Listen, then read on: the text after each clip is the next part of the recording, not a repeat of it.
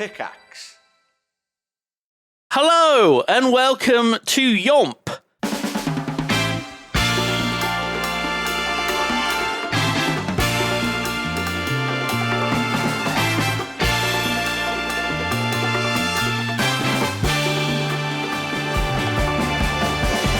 It's Ye Old Movie Podcast. A podcast about talking about movies that we randomly pick. It's a podcast about talking about movies. So basically, we're going to talk about other podcasts that talk about movies. Mm-hmm. That's not true. That's not true. We are the only podcast that talks about movies. Don't listen to any others. They don't exist. I don't listen to any others.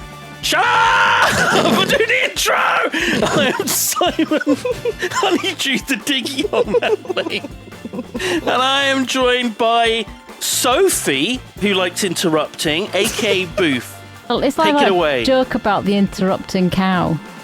Moo! Yeah, there you go. Well, I mean, you didn't quite interrupt me, but hello, my name is Sophie, or also known as Bouphe, also known as Moo, and Moof, and I am joined today by G Star Games. Hello. How are we all doing? My name is G, and we are gathered here today to talk about one of Booph's picks from last week. And that pick is Daredreamer. Daredreamer, which is it's been a long time. It's kind of a comfort movie for me, I think. Mm-hmm. Yep. I get the impression that you guys didn't like it quite as much as I did. I think at the top of the show, we need to sort of establish what the social contract is for a situation like this. When there's a film that is clearly very important to someone on a personal and emotional level. Like Heat is for G. It's not, though. It's not. Like anything with Hugh Jackman is in for G. It's exactly. not.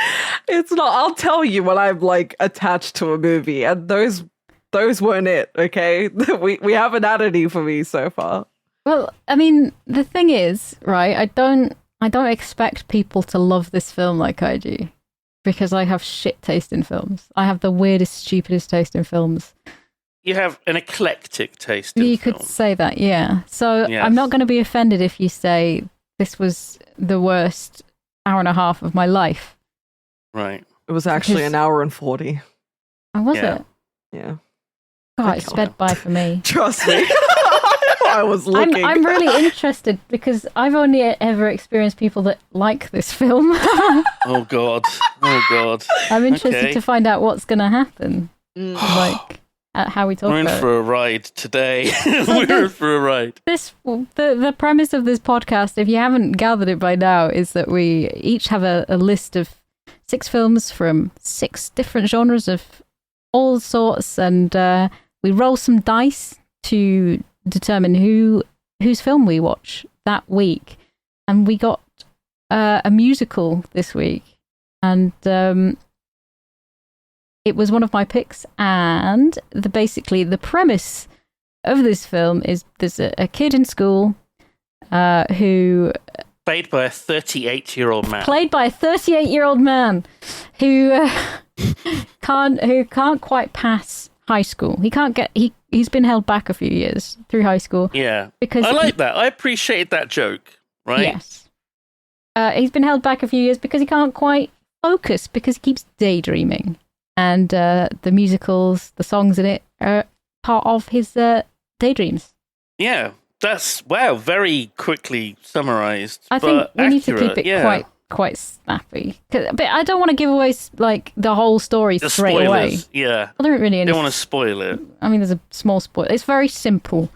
It's a very straightforward sort of plot, and we had to watch this on YouTube. It has been uploaded to YouTube, and it has been uploaded as a VHS rip. So you don't get this film in high definition, and it really makes you appreciate high definition. Yeah. So grainy. It's so grainy. It was. At one point in the film, there is a character in a Miami Vice sort of parody kind of section, and I can't tell whether or not he's in blackface. Yeah, I can't because it's either. so low quality. I think he is. I think I think he is because he's got a really bad stick-on beard as well. It's like sort of that trope where you've got like a black guy as like your partner. My issue with the quality was I kept thinking that a couple characters were played by the same guy. Like a couple of the white characters ended up looking like the main protagonist, and I'm like, is that part of? We all had Bouphe's face blindness. Yeah, this was like true. I think this may be why I have such bad face blindness because I watch everything on VHS. I called it everything Bouphe. Looks like that. I called it Bouphe fidelity. This quality of oh, nice. Can we copyright that? Yeah, why not? Bouphe, yeah. Because I was like trying to look for a good copy through my own little ways, and I couldn't. Yo ho! And I couldn't, and so I booted up the old YouTube, and there it was. Yeah. All right. Well, let's start from the beginning. You want to start from the beginning? Okay. So from the beginning, there is a man. And we see him dressed in spandex, and then there's a fairly close-up shot of his crotch within seconds of the film beginning. Yeah. Bouphe? I don't remember that. I remember it. They put something on it as well. They put some weird little contraption. It's like a pair of pants, like a superhero. Like he's got a pair of pants on the outside. Yeah, okay, yeah. Right. I need to have a look at this now. I really like the font. The font was cool. That's it. We're trying to find good things to say about the movie. I like the font. I did. Oh yeah, I see it now. Okay. It was basically the quickest bloody like shot. This is why I probably missed it. Right. And I was taking in the absolutely awesome mullet that Tim Noah has in this film. In this particular section. Hair. I noted that too. I was like, I like his hair. Got pretty cool hair. For a man of his age, he has incredible hair. I mean, I think that's why he probably won't ever upload this in high definition because you don't want to see how old he fucking looks. Probably, yeah. So we start and it's basically there's Tim Noah playing Winston, and he's getting ready, and there's people getting him ready for him, right? And he's wearing, so important. He has people like helping to dress him and stuff. And then they take him to his motorbike, which looks really small. I think it's a child's motorbike. But I guess if you have an indoor motorbike, it has to because be small. it is only for indoors. Yeah, I said I want to be rich enough to have an indoor motorbike. And he goes down the stairs on the motorbike, and it's filmed in stop motion. Yeah. Yes. Well, it's unsafe to drive down the stairs on a motorbike. It would True, be, yes. true. And they didn't have a stunt coordinator, presumably. No. It's a very nice Yamaha bike. It was very nice. But what did you think of the song? The song is called Awesome, and it's supposed to be funny. It's about how awesome he is. Yes. Did you enjoy the song? You don't have to say yes. Gee, did you enjoy the song? Gee? Gee, did you? I am having the issue that Bouphe had with The Greatest Showman. It's just not your taste in music. No, it's not that. It's I guess because I've only seen it once. I from memory, I'm not remembering what it sounded like. But if I heard, right, hold on.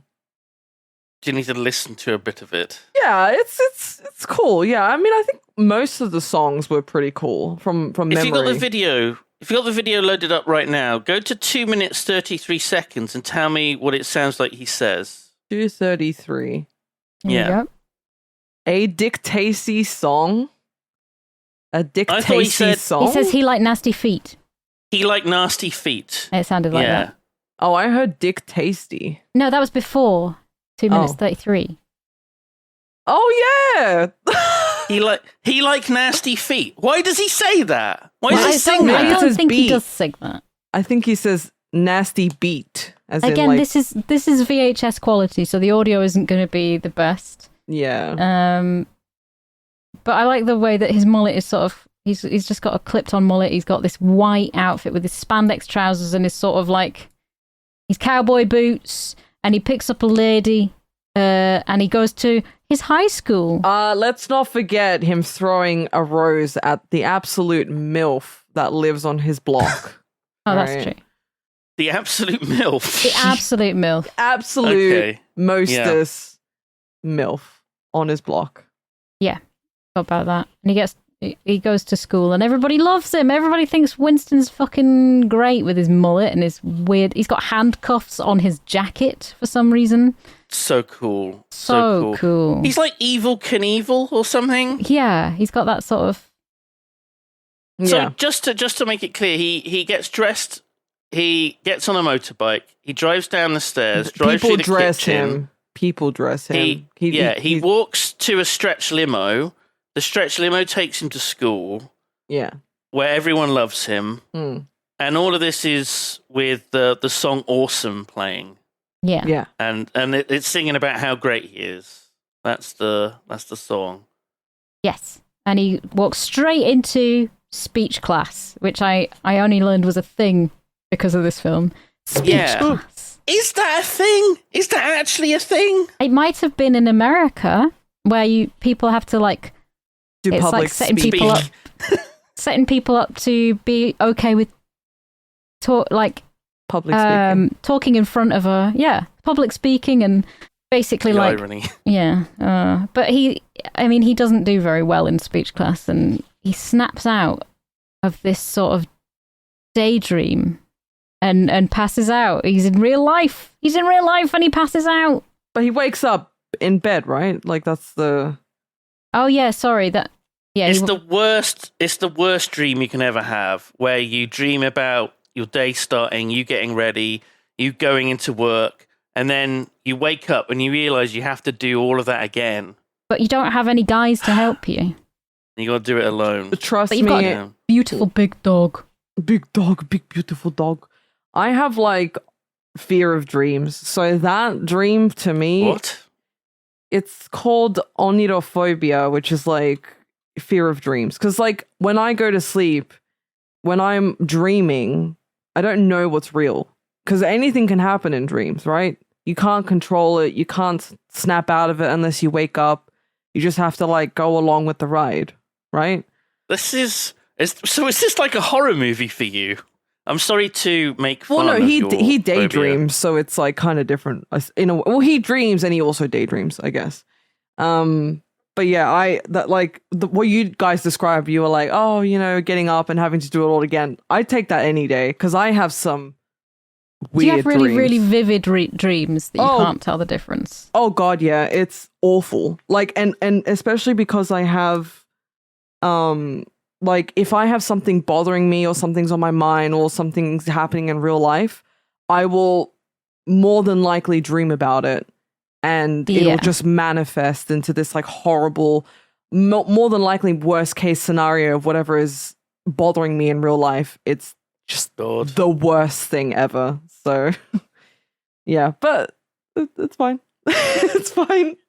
You should totally go on the Comfort Zone podcast and talk about your dreams. Ain't nothing comforting about my dreams. No. Well, so there's another film that I was considering putting on my list at some point. Right? Nightmare on Elm Street. Yeah, well, no, it's similar to Nightmare on Elm Street. It's called Dreamscape, and basically it's where if Freddy Krueger was trying to kill the president. Oh my God, that sounds cool. It's absolutely fucking amazing, Simon. Oh my God, would have loved that. It's better than Nightmare on Elm Street for me personally. Because there isn't like a typical monster. It's like people just going into dreams and like manipulating it. So basically he's trying to get in the president's dreams to like be able to kill him. It's great. What the fuck? I think it's Dreamscape for anybody who wants to Okay. watch that. I don't know whether it's streamable anywhere. Oh, you can watch it on Plex. and Amazon collect. Prime Video for Shout Factory TV Wee. on Amazon that? Prime. I don't fucking know. They're always adding like a new weird, quirky little add-on service to their already mega corp service. Oh, everyone wants to fucking dip their bread in the gravy, don't I they? hate it. This is what like Maybe. streaming was supposed to solve. You know, you had like one place where you could stream all your stuff. It's like Steam, and then all these game companies decide to put their own fucking launcher. Well, to launch their to be fair, I know this is deviating a little bit, but Steam do take a ridiculous cut.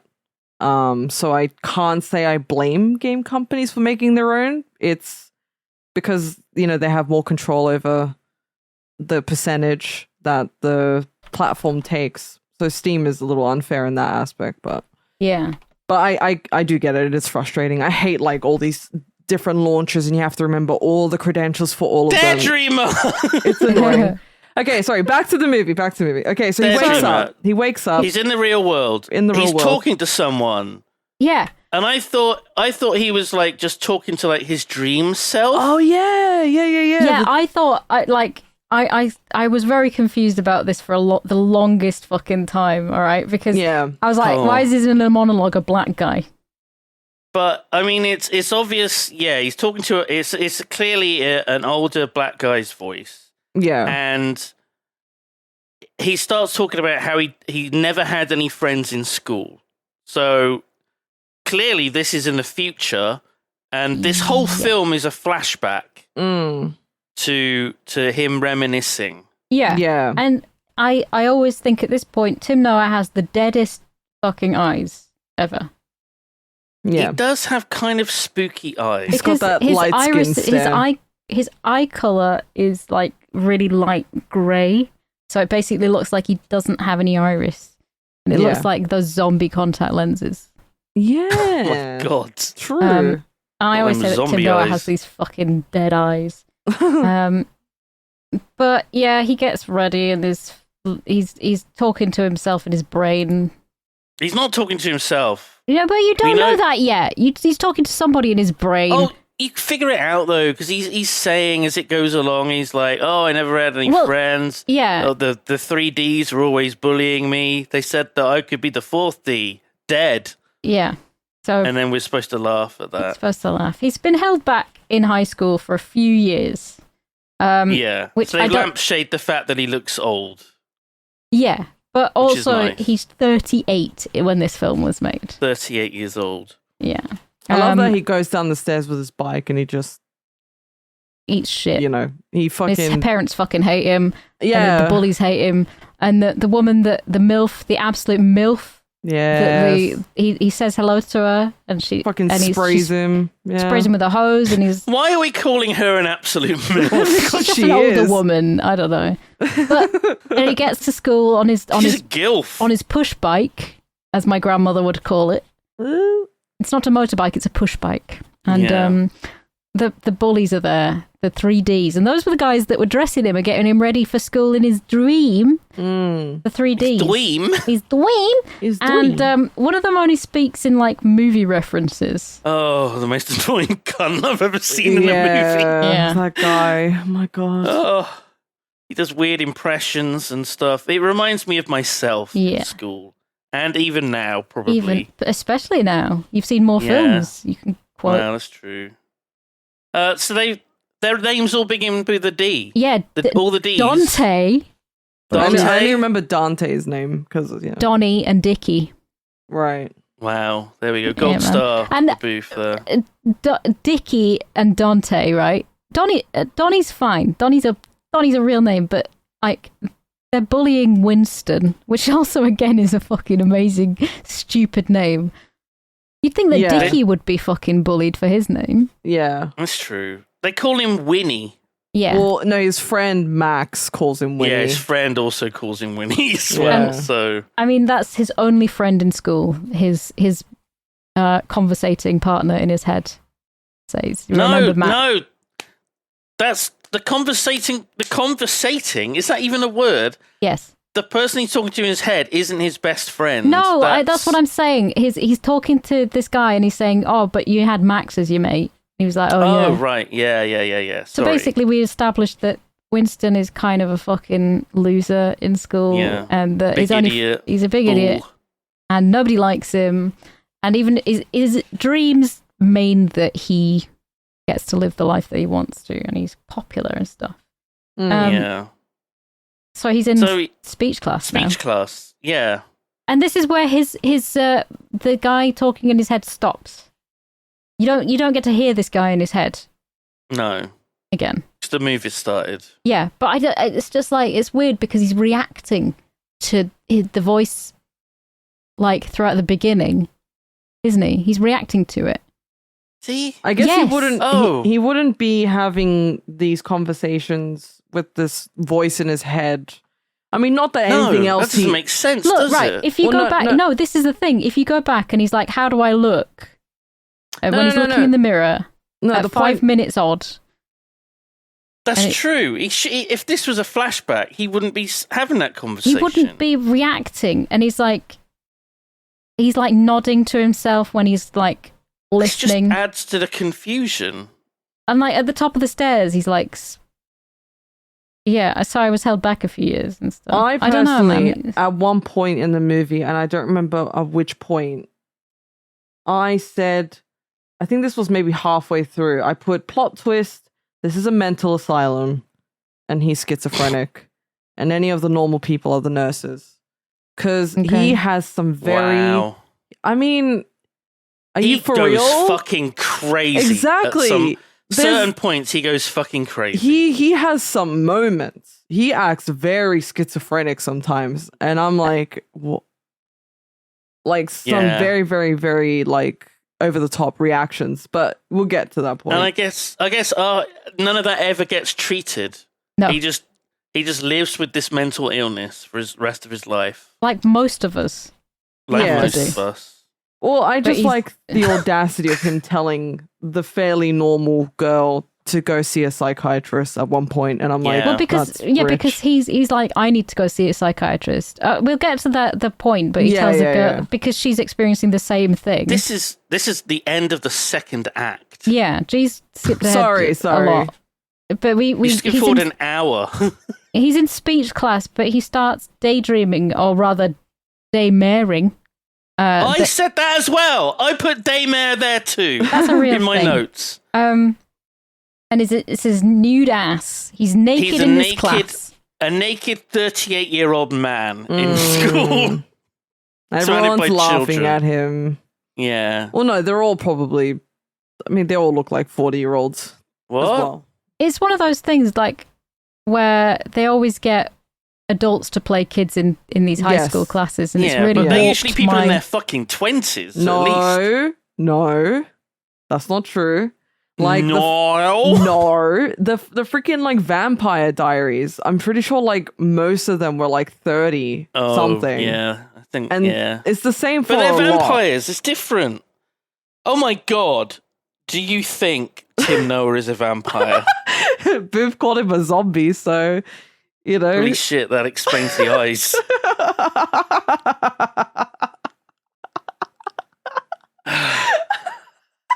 But he has the sort of the Michael J. Fox look, where he looks quite small and young. He's a very short man, and he's got a sort of I mean, baby face is kind of pushing. He's got a big head and he's got little shoulders, and it makes people look younger. Oh, I bet. Oh, it must have been a nightmare giving birth to him. Stop. Anyway, yeah. So he doesn't get on too well in speech class. He has this daymare, and then passes out. And he's told that he needs to pass the speech class, otherwise he's going to fail the year again. I find it funny that it's speech class that he's failing. Like he's fine at everything else. No, he isn't. He's not. But he's got basically until the next day. What do you mean speech. he's not? That class, that assignment is the only thing that's stopping him. So clearly that's he's the fine one at there's an ultimatum on, and he's clearly not fine because the next fucking class he goes to is chemistry, Oh, where we like... And the chemistry teacher says, do not, I repeat, do not mix your oxidizers and nitrates together. And my immediate reaction was, nitrates are oxidizers, aren't they? And then I Googled it. They are. They oxidize things. They're used in explosives because they're oxidizers. Well, they tried to be smart and sciencey and didn't actually do the research and just hoped that people wouldn't clock on to what they were actually saying.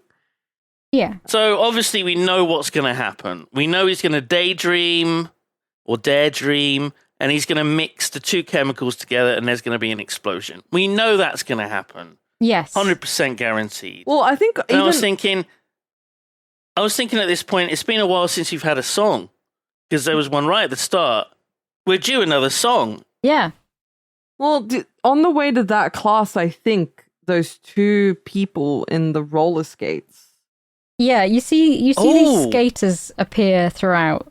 Yeah. That's the first time we see them. They're dressed all in black spandex. Very weird. And they just roller on skate. Skates. They just roller skate through the school. Everyone can see them, though. Or at least I think people get out of the way. Yeah. So it's not just like him seeing it, them.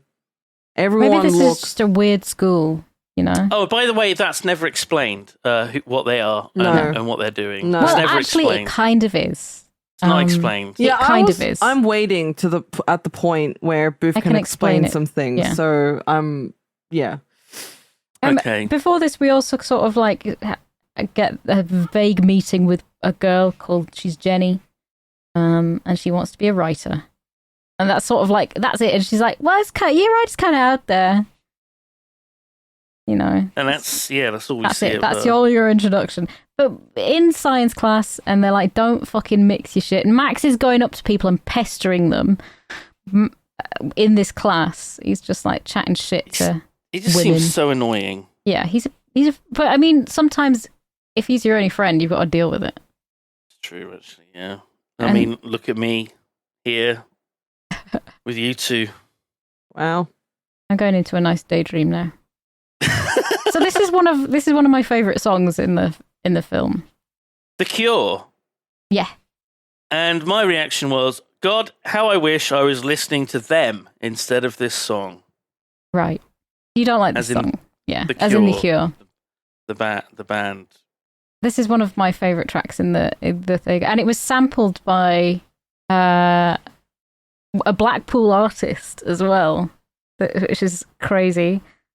In VHS Head's track "Camera Eyes," sampled this.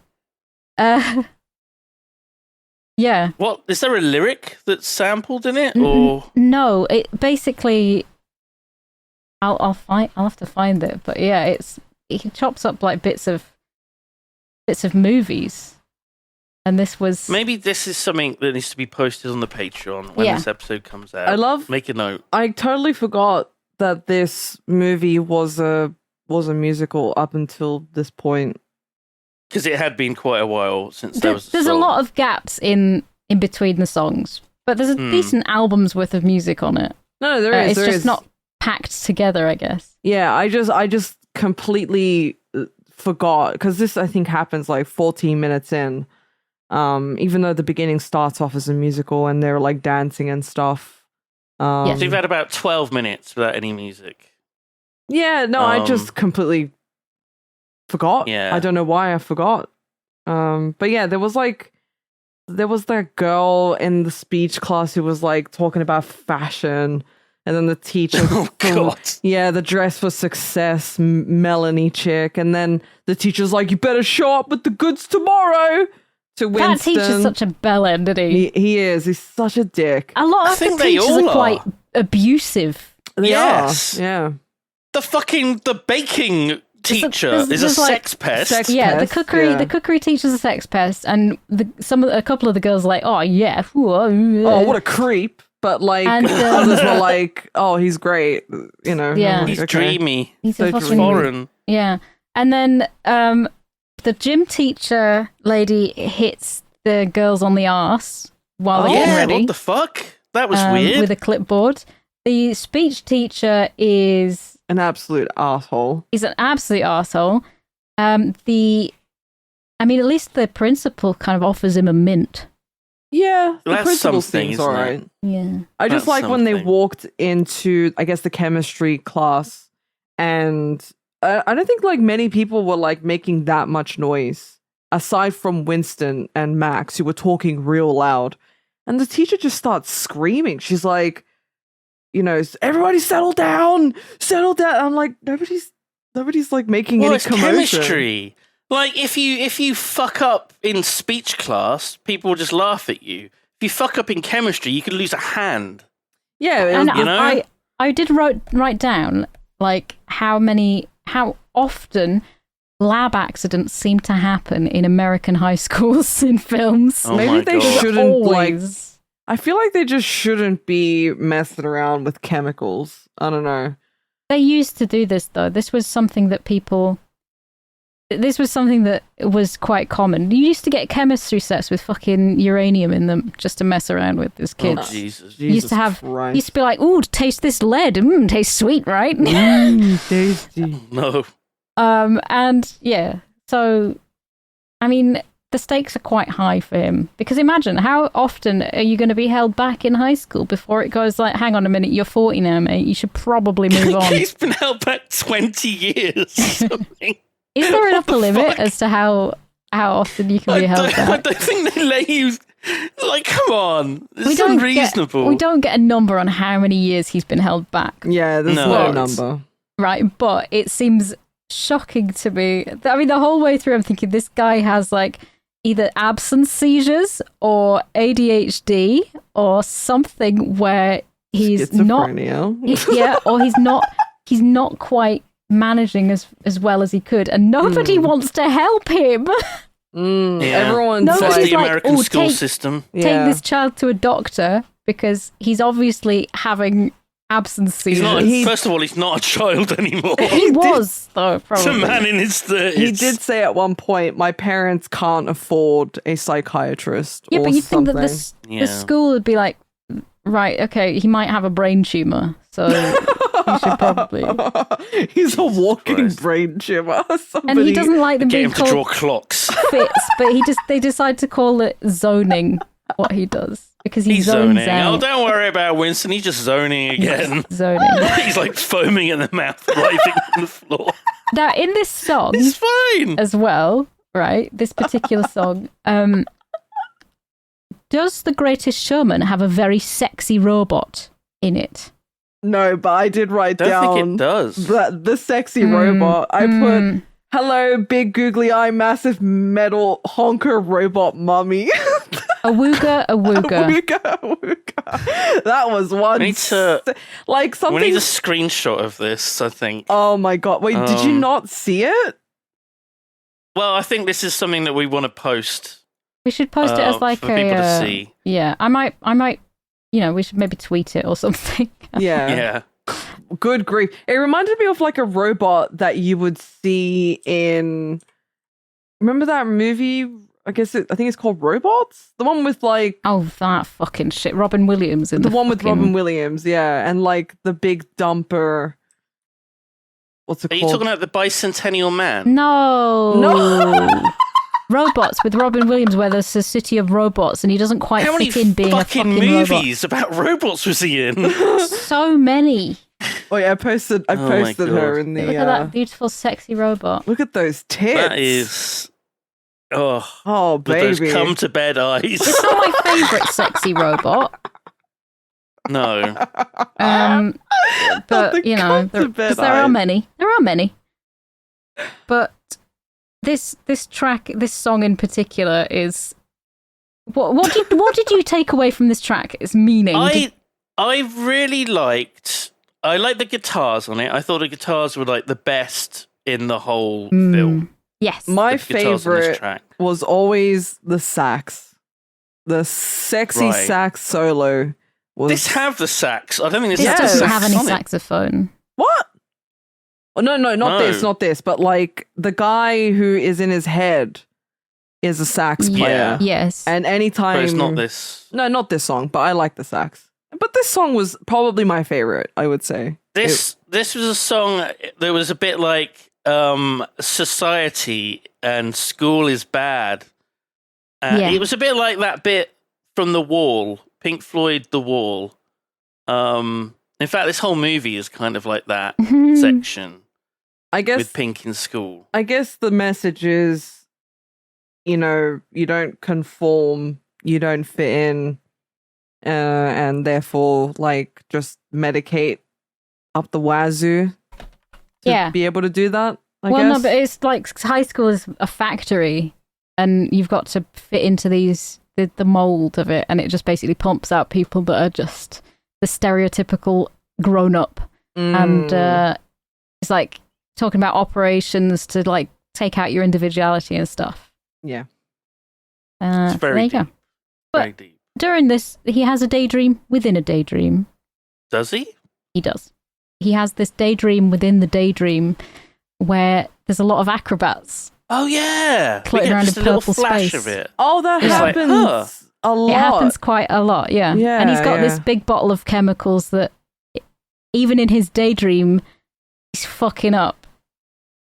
And then it cuts back to reality, and he's caused a massive fucking lab explosion. I'm gonna and need everybody's you gonna have to explain the daydreams, or the daydream within the daydreams at some point, because I still couldn't figure out. I'm pretty sure that's Jenny bleeding into his world. Yeah. Oh, okay. It's basically the daydream. I will sort of like summarize it quickly. That it's almost like the daydream, the daredream world is like signified with this purple sort of hazy place, and it's where everybody sort of meets up. If you're a daredreamer, it's like the Black Lodge. It's like the Black Lodge. How many times have we said that? Twice on this podcast. What the fuck? Only twice. It's like the Black Lodge. I think we said it during Twisted Pair. Heat. Definitely not Heat. I think it was Twisted Pair, because we said he's a wannabe David Lynch. That's yeah. Oh, and also which was the it was Twisted Pair, because he wanted there was like the prostitute, the red room, the red room. Oh Jesus! So he causes this lab accident, right? And the janitor rocks up, and he's like shaking his kids, and he just walks in. He walks into this fucking hazardous room where he should really be wearing some PPE, because that man's going to really suffer. He doesn't need it. Lung burning, I think. That guy is Zach. Yes. And turns out he's the voice in the head. Yes. Spoiler. Yeah. But we don't know that yet. You don't know that yet.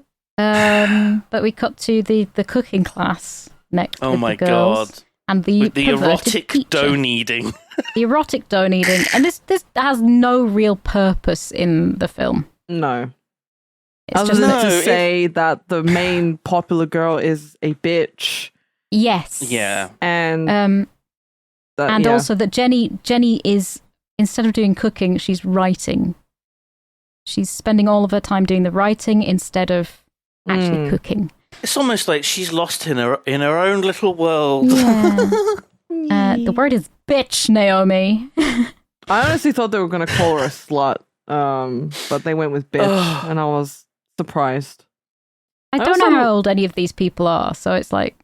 They look like they're in their mid-20s to early 30s. They're in high school. Like, I don't know what this would be. I guess what they're supposed year? to be 17 or whatever. 17. Well, I guess they're on the precipice of graduating, so... These people are 17. Yeah. Yeah, it's hard to believe, isn't it?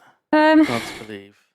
But they're all getting fucking pissed off in cooking class. And I was, at this point in my notes, I put, Christ, this is intolerable, by the way. Right. It's that scene in particular where it's just like a bunch of girls talking over each other, a sex pest teacher, a girl flirting with the teacher, and I was just like, this is horrible.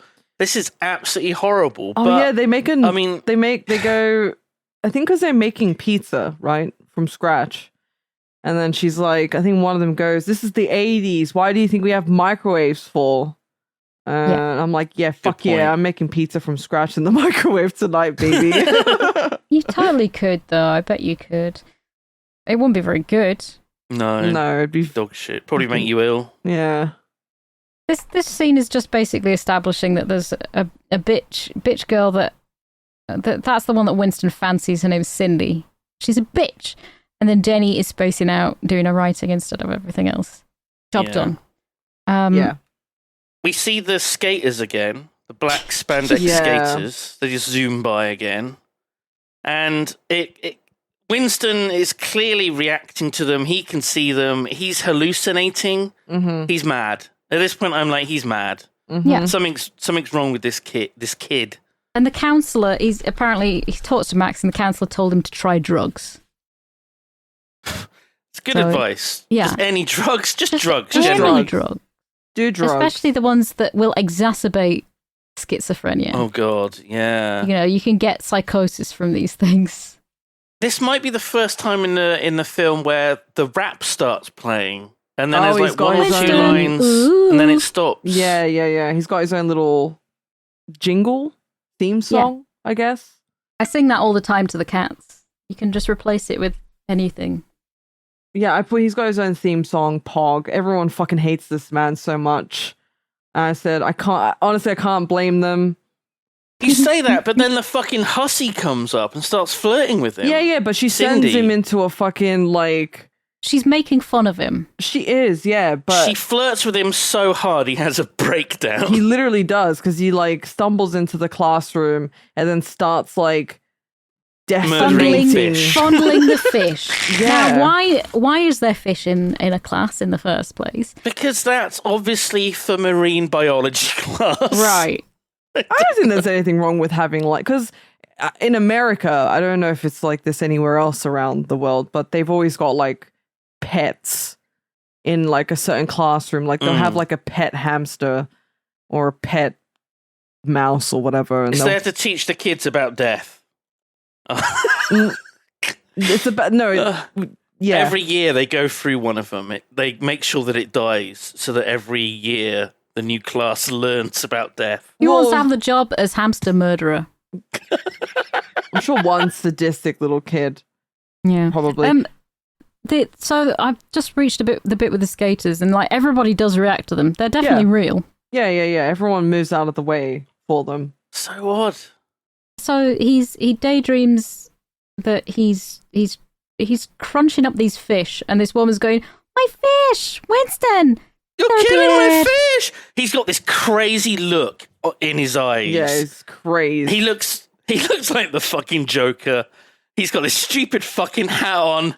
We haven't even mentioned the hat. He's wearing a stupid fucking hat. That's the least of his problems with that outfit.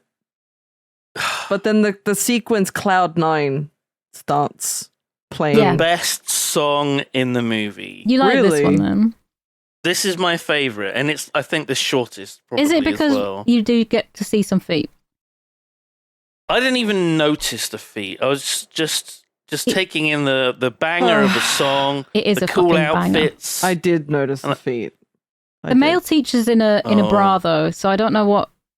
But you know, yeah, Mr. I love Biggs. the outfits. Well, there was I think a couple of the teachers, like I think one of the male ones was wearing like red lipstick Cloud9. and like he had makeup on and stuff. Yeah, my favorite song. Yeah, I liked it. I thought it was pretty. And at this point, I put in my notes, I wonder if the twist ending is that he actually does become a huge star despite failing school, or he ends up becoming the next custodian.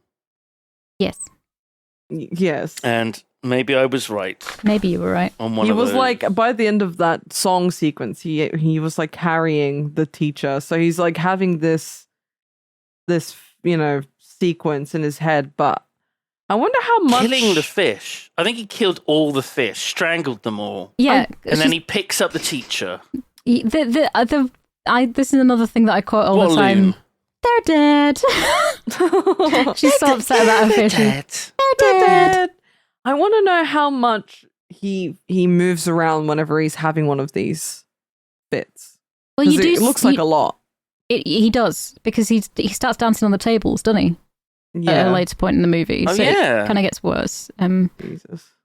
So he's like doing some kind of acting it out. And Yeah. he has another dream within a dream at this stage as well, Oh. doesn't he? And Yeah. it's like, who is she? There's a lady under a parasol that's spinning round, and he's like enraptured by her. And he's actually, instead of holding Cindy in the pool in this song, he's holding the teacher, and then he drops her on her ass. Yeah. And then he runs out, and the fucking custodian's there just sort of yucking it up. He loves it. He loves this.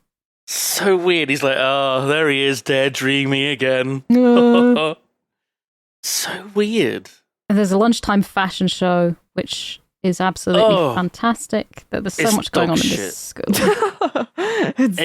There's 6 girls at a table.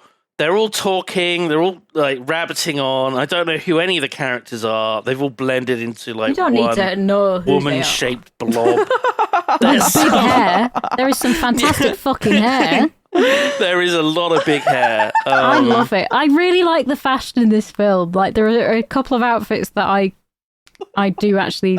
But there's a fashion show. Were there even people in outfits for the fashion show, or was it just a woman in front of a microphone? No, there is. I'm looking at 28 because it was the scene where Dante and his little dick boys are like about Dante and the dick boys. Dante and the dick D's. boys. They're like about to start a fight with someone.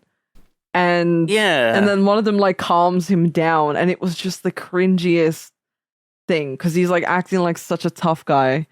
They ruin the whole fashion show. It. Well, they do and they don't because everyone's sort of looking at them, but they're not really doing anything, and then they just sort of like go back to normal. Well, nothing happened really. Someone got pushed, and that was it. Yeah, and then it wasn't even a fight. Like nothing happened.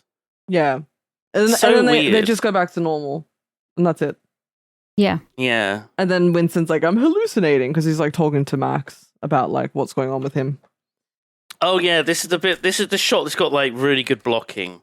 He's talking to Max, and they're both walking with their lunches to go and sit down at the table. And that was well shot. That was well shot. And fucking our weirdo loon boy is just staring at a woman like a fucking psycho. He's got this dumb look on his face, and he's just gawping at her. Yeah. Max is trying to help him out. He's trying to say, when you grow up, maybe you could do this or this. Like working a toll booth. He said you'd be the tits. You'd be tits at that. I love that phrase. You'd be tits at that. I just there are a lot of things. There are a lot of things in life that you can do if you're constantly fucking daredreaming. I was getting so fucking annoyed with Winston because he just kept going on and on and on and on about this fucking speech assignment, and I'm like, just do it. Just do the fucking assignment. It's like having fucking ADHD, though. He can't focus. He can't concentrate on it because as soon as his attention wanders, he starts daydreaming again. That's fine. Like, I get that, but it's the incessant complaining about it because he just kept like moaning that, he's screwed if he can't do it. Yeah, I guess. Have you ever had that kind of mental block where you know that if you don't do this thing, then there's going to be big consequences, but you can't quite get round to doing it or doing it right. So you just keep putting it off and off. And it gets worse and worse. Yeah, in my head though. Like I always like complain about it in my head as opposed to vocalizing it because I'm like, oh, it's this and that and it's going to be tough and it's going to take time. Nightmares. And then I have nightmares about it. But yeah, obviously like the whole point of the movie, he's, vocalizing it to Max. But yeah, Max is like, trying to psych him up, and he's like, "Oh, you can do so many things. You're capable." But it's all really shit things, though. Maybe he's just being realistic and practical, though. Yeah. But he is kind of being a bit of a dick about it. I think that in life, no matter what you do, if you are happy, And No matter where you go, there you are. Yeah. I think that no matter what job you have, so long as you're happy and it like pays, well, and you like, it doesn't matter what job you do. It doesn't matter what you person. do, so long as you're good at it and you enjoy it and it pays well. Yeah, I mean, not You know? everyone gets that luxury, but I'm just referring to like the speeches that we would get in school, like, oh, do you want to end up a garbage collector and shit? It's like, well, what the fuck is wrong with the garbage collector? What were you suggested to do by your careers advisor? I'm interested to know. Let's go on a detour. Fuck it. What, like in high school or in in G-Star Games? When you grow up, I think you'd be very good at. Oh, I never got any of that. No, I didn't get any careers advice. What? No. But I did drop out of high school, so. Oh. I dropped out of high school and I dropped out of university. Too much daydreaming. Something like that. It was panic attacks. Oh. I mean, Quite the university is not like always as, what's it called? Great as people make it out to be. And like, there's a lot of things that you don't necessarily need a degree for. But the way society is built, they're like, oh, you gotta have a degree. Like some things, yeah, you do need to go through university and learn. Some things are complicated and intricate and very complicated. But there's a lot of things that don't need a degree. I was told that I was one of those gifted children, Oh, God. That's a curse. I was taken to Cambridge University to look around because that's where I was projected to be going. Oh, God. Mm-hmm. I looked around their chemistry department. It was fucking cool, though. I did like it. But yeah, that's, they were like, oh, you're going to go on to do great things, and you don't fucking do that. Nothing. It's just to sort of like incentivize people, say this is what it is like, so people aren't just going to just not I could have been bother. basically the guy at a fight club. The insurance guy that looks into cases and stuff. Yeah. And determines the probability of things happening. And, Risk assessor. Yeah, that kind of thing. I just think that so long as you're happy doing it, it doesn't matter like what you do in life. Nothing I wanted to do when I was a kid was the same as when I wanted to do it as a teenager. And that wasn't the same as what I wanted to do when I was in my 20s. It's a lot of and that pressure. Wasn't the same. To ask, it changes all the time. Yeah, it's a lot of pressure to ask a kid who's just about to graduate school and you're like, oh yeah, so what do you want to study for like 3 to 4 years? Yeah, that's going to determine the path for the rest of your life. First of all, think about what you want to do for like 50 years of your life. Yeah. And then determine what you want to study for 3 or 4 years. That will then lead to that. Yeah. It's ridiculous. My sister, Rosie, did 3 years at university to study advertising and design. Right? Yeah. And then she went on and did loads of retail stuff. She worked in coffee shops. She worked in clothes shops. She was happier doing that than she was working in offices after she'd got a first in fucking advertising and design. And then now she's in the fucking Yogscast. And now she's in the Yogscast. And she's a streamer and she just asses around for a living. Living the dream. Living the dream. The fucking dream. Yeah. Okay, back to the film. Back to Daredreamer. Yeah. So in the canteen, Winston's staring at Cindy, and he has another daydream, and he has a mustache in the daydream. If you couldn't grow a mustache, you'd probably like daydream that you could grow one. Yeah. I think he looks better with the mustache. Okay. Probably more his age, I guess. Yeah, maybe that's it. He looks like a man approaching 40. Yeah. He speaks French, and his accent's terrible. And what happens? Jenny is there suddenly behind him in the daydream, and he bumps into her, knocking her drink over. Yes. And then he snaps back to reality, and we see her spilling her drink. And it's like, whoa. She looks surprised as well. Whoa. What just happened? And Winston, he runs off. He just runs for his fucking life. Max runs after him and he's like, what's going on? he says, are you snapping some loads? Yeah. Max comes out with these lines, and I have no idea what any of them fucking mean. Are you snapping some loads? What the fuck does that mean? What does it actually mean? What is he trying to say? Are you on drugs or something? Maybe. Are you snapping some loads? I'm going to Google that. I bet Urban Dictionary has a thing, maybe. Oh, God. I hate to think what Urban Dictionary says it is. Yeah, it's probably not what we Anything are with a hoping. load. Yeah. Winston explains that he... I got it. I found it. Oh. Expression used to describe the process of consuming several bong hits. Okay. Hey, Jimmy, did you bring the bong? Yeah, baby, let's go snap some loads before we hit the party. Snap some loads. Snap okay, some now it makes loads. sense. All right, there Are you you go. on marijuana? Marijuana. So Winston explains to Max that what happened, that he made Jenny drop her drink in real life Yeah. because he saw her in a daydream. And Max just thinks he's lost his fucking mind. And they leave the basement where they ran to for some reason. And then we see the custodian polishing his saxophone. Yeah, just polishing his horn down in the basement. In a very sexual manner. And I like one of the next lines because the 3Ds are talking, aren't they? We see the custodian polishing his instrument, giving his instrument a good polish, and then the next fucking line is, "Why didn't you let me pound that shit?" Yes.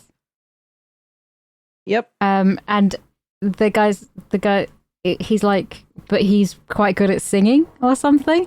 And then the other guy says, Michael Jackson can sing, and I want to waste him too. Which, wow.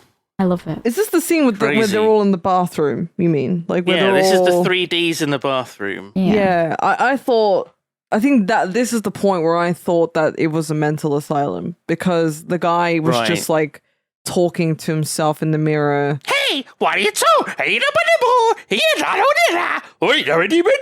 doing all of this stuff, doing all these different voices. Yeah. It's fucking crazy. I was like, what the fuck? He's I was like, quoting films. he is, yeah. He's got, a thing where he just quotes films and he enacts characters. But yeah, I think shortly after that, I don't know how far I'm skipping, but I think they run into what's her chop, Cindy? Yeah, the next scene is Cindy and Winston. And Cindy says, "What?" And he says, "What?" "I said, fuck off." Now, obviously, she had to mumble the first fuck because you're only allowed one fuck in a PG-13 movie. Oh, right. So that was it. That was our one fuck. I mean, the reason that she's so angry at the moment was she asked out Dante. She really fancies Dante. Oh, I can't believe the bitch fancies the bully. And he rejects he turns her down, yeah. And so she's fucking pissed off and she's going to take it out on Winnie. I love that he was like, no, whatever. And she's like, what's that supposed to mean? I'm like, well, it means no. Like, what other way do you want him to say it? Well, she's got a very inflated ego. She can't quite take it in that anybody wouldn't like her. Yeah. But Winston likes her. Winston does like her. He wants to take her to the prom. But she tells him to fuck off and he just sort of slouches away. Just another disappointment in his life, just added to the pile. At least he fucking shot his shot. That's not really a term of phrase that I... He shot his load. He shot his load. He snapped his load. load. He gave it a go, and he snapped his loads. And I saw a sign on the wall. Apparently there was a bake sale that day in the lunchroom, as well as the fashion show. Like, how much shit is going on in this school? It is popping off in this school. Sure is. All these 40-year-olds are very talented.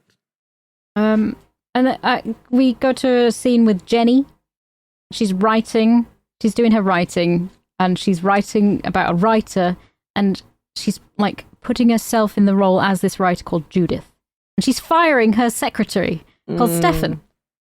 And he loves her. He loves her. And but I like he's the way gay? Yeah. Well, no, I mean, if you really love your job, like I really love my job, right? And if I was begging... And you're gay. Yeah. And if I was begging you, come on, Simon, your blue suit's at the cleaners, but don't fire me. Please. And I'll be like, I'm sorry, you just have to go. Imagine daydreaming that you're firing someone. It's like a power trip. She doesn't, it's power fantasy. She doesn't have any control over her life. And this fantasy, this imagining is her having like a lot of power over someone by firing them. Right. So that's how I see it anyway. Yeah. I often have dreams Jesus. just firing everyone. You probably could, though, as well. Get rid of them. Get rid of them. We don't need all these people. Who are all these people? What are you doing here? Social media? Boy. What's nonsense? Get out of here. Boy, what do you do? I do TikToks. Get out of here. What the fuck is a TikTok? What even is a TikTok? Shout out to Sarah. Let me do it for you. And I'm like, oh yeah, you can keep your job. You can keep your job. I love that Sarah. shit. Thank you. Thank you, Sarah. And then we go to another class. We get to experience all the classes. There's history class. And this is my favorite fucking scene in the whole movie. This teacher's at least pretty fucking chill. He doesn't give a shit, right? Who wants to say the line? Did you write I've got it all down. Okay. I got it all down. This kid is a fucking king. He is a king. I love it. I probably have actually asked this in class when I was a kid because I was a real fucking asshole to the teachers and talked back to them all the time. What? I was described as being belligerent. No, that's brilliant. I don't believe that for a second. Wow, thanks, G. I appreciate that. So this kid, he says, "Excuse me, Mr. Moitosa, can I ask a question?" And he's like, yes, Timmy, go ahead. And the boy, he slowly pushes back his chair, rises to his feet, straightens up. Why am I here? Why do I have to learn this stuff for? What purpose will it serve? What difference does it make? How will this make me a better American? And then the teacher throws the blackboard wiper eraser thing, and it hits him in the face. Wait, what? What? Yeah, that's what happens, G. That's what happens. He gets the fucking blackboard eraser right in the face, and he just sits back down. Wonderful scene. Wonderful. Why? No, he doesn't do that. What do you mean he doesn't do that? I'm double checking. He gets hit in the face with the fucking... Oh, he does! Oh my god, it happens so quick that I didn't even... The timing of it is so good. It's so good. I honestly thought the teacher just listened to him say it, took one look at him, one last look at him, and then just gets on with it. No, he does throws actually the fucking throw thing. the eraser, and then he just gets on with it. Oh my god, I totally missed that. Okay, that makes a little more sense. He blinked and missed it. Yeah. And Winston isn't even fucking registering this at this point. He's in his own little world, fantasizing that he's Miami Vice. Yeah, definitely. Yeah. He's in Miami Vice. What's his character's name? Oh, Connie Socket. Connie Socket. Yep. Does that sound like the character from Miami Vice? Maybe it does. Maybe it does. But then I think, is this Max in black? It's definitely somebody in blackface, but I think it's supposed to be Max. Right. Oh, is that what that is? I think that's what it is. I couldn't even tell who the fuck it was. No, it's hard to tell, but I think because I can. It's like the voices. The voice is so very blurry. white. That's a very white. Yeah. God. But he's on a speedboat, and there's loads of girls on the speedboat with Connie Socket, and he's wearing this blazer with the sleeves rolled up and white slacks, and it's an amazing pink look. Blazer. And I love it. It's so good. The pink Iconic. blazer. Yeah. It's like, come on, and ladies. A green shirt. Oh my god, he's kissed all of them as they're leaving. I thought he was just saying bye. What gentleman. What a guy. Bye. Well, he's had a big orgy down there, you see. So. Yeah. He fucks. And they're trying to catch Ortega in this their dream, and they have to go to this abandoned factory warehouse, and he goes to Peoples for some reason. Peoples, and we keep cutting back to Jenny's dream, and she's still comforting Stefan. He's having a nervous breakdown. He's got snotty tissues everywhere. Yeah, snotty. He's having trouble breathing. He's over dramatic. He's got a paper bag in his jacket just for such occasions. So you know that he's always like this. I've always wondered how the paper bag thing helps with anxiety. So, basically, I do know this one. When you're hyperventilating, you're taking in too much oxygen and not enough carbon dioxide. So breathing into a paper bag increases the amount of carbon dioxide in your bloodstream and basically stops you from feeling that lightheadedness and freaking out in that way. That is awesome. Science. Thanks for that. You've solved one of my those questions in my head where I just keep thinking about questions. It. Yeah, what is this trope that keeps so coming many up? times? I never understood why. Yeah, because they have them on like planes and stuff. Like, or I guess they're.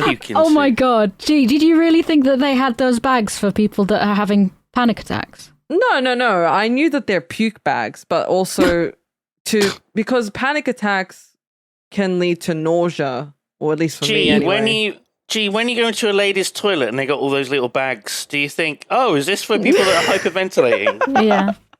Honestly, women are hysterical, so that's why we have them in the bathrooms. Yeah. Because women are most likely to experience that hyperventilation. We have to pay for the pleasure for our hysteria, though. Like, it's not for free. Yeah. We have to pay the pink tax, the pink price. Yeah. No, I knew it was for barfing, but obviously people can use those bags in that situation where they are hyperventilating. My mum used to collect sick bags. Oh my god! She thought it was really funny to collect them on all the planes she went on and all the different places. Such a lady thing to do. Yeah, she enjoyed herself. My god. Usually people just take, the earphones, the blanket. But ladies, I want the sick bag. Went into my ticket price. I'm taking this home with me. This blanket. What does she use this for? Shit pair of slippers. I mean, she's the kind of person that does put her pint glasses in her handbag at the pub. That's a bit different. That's not included in the price of the pint. And the cutlery at the hotels. Mm-hmm. Yeah. And that dressing gown's nice. I'll take that with me. Oh dear.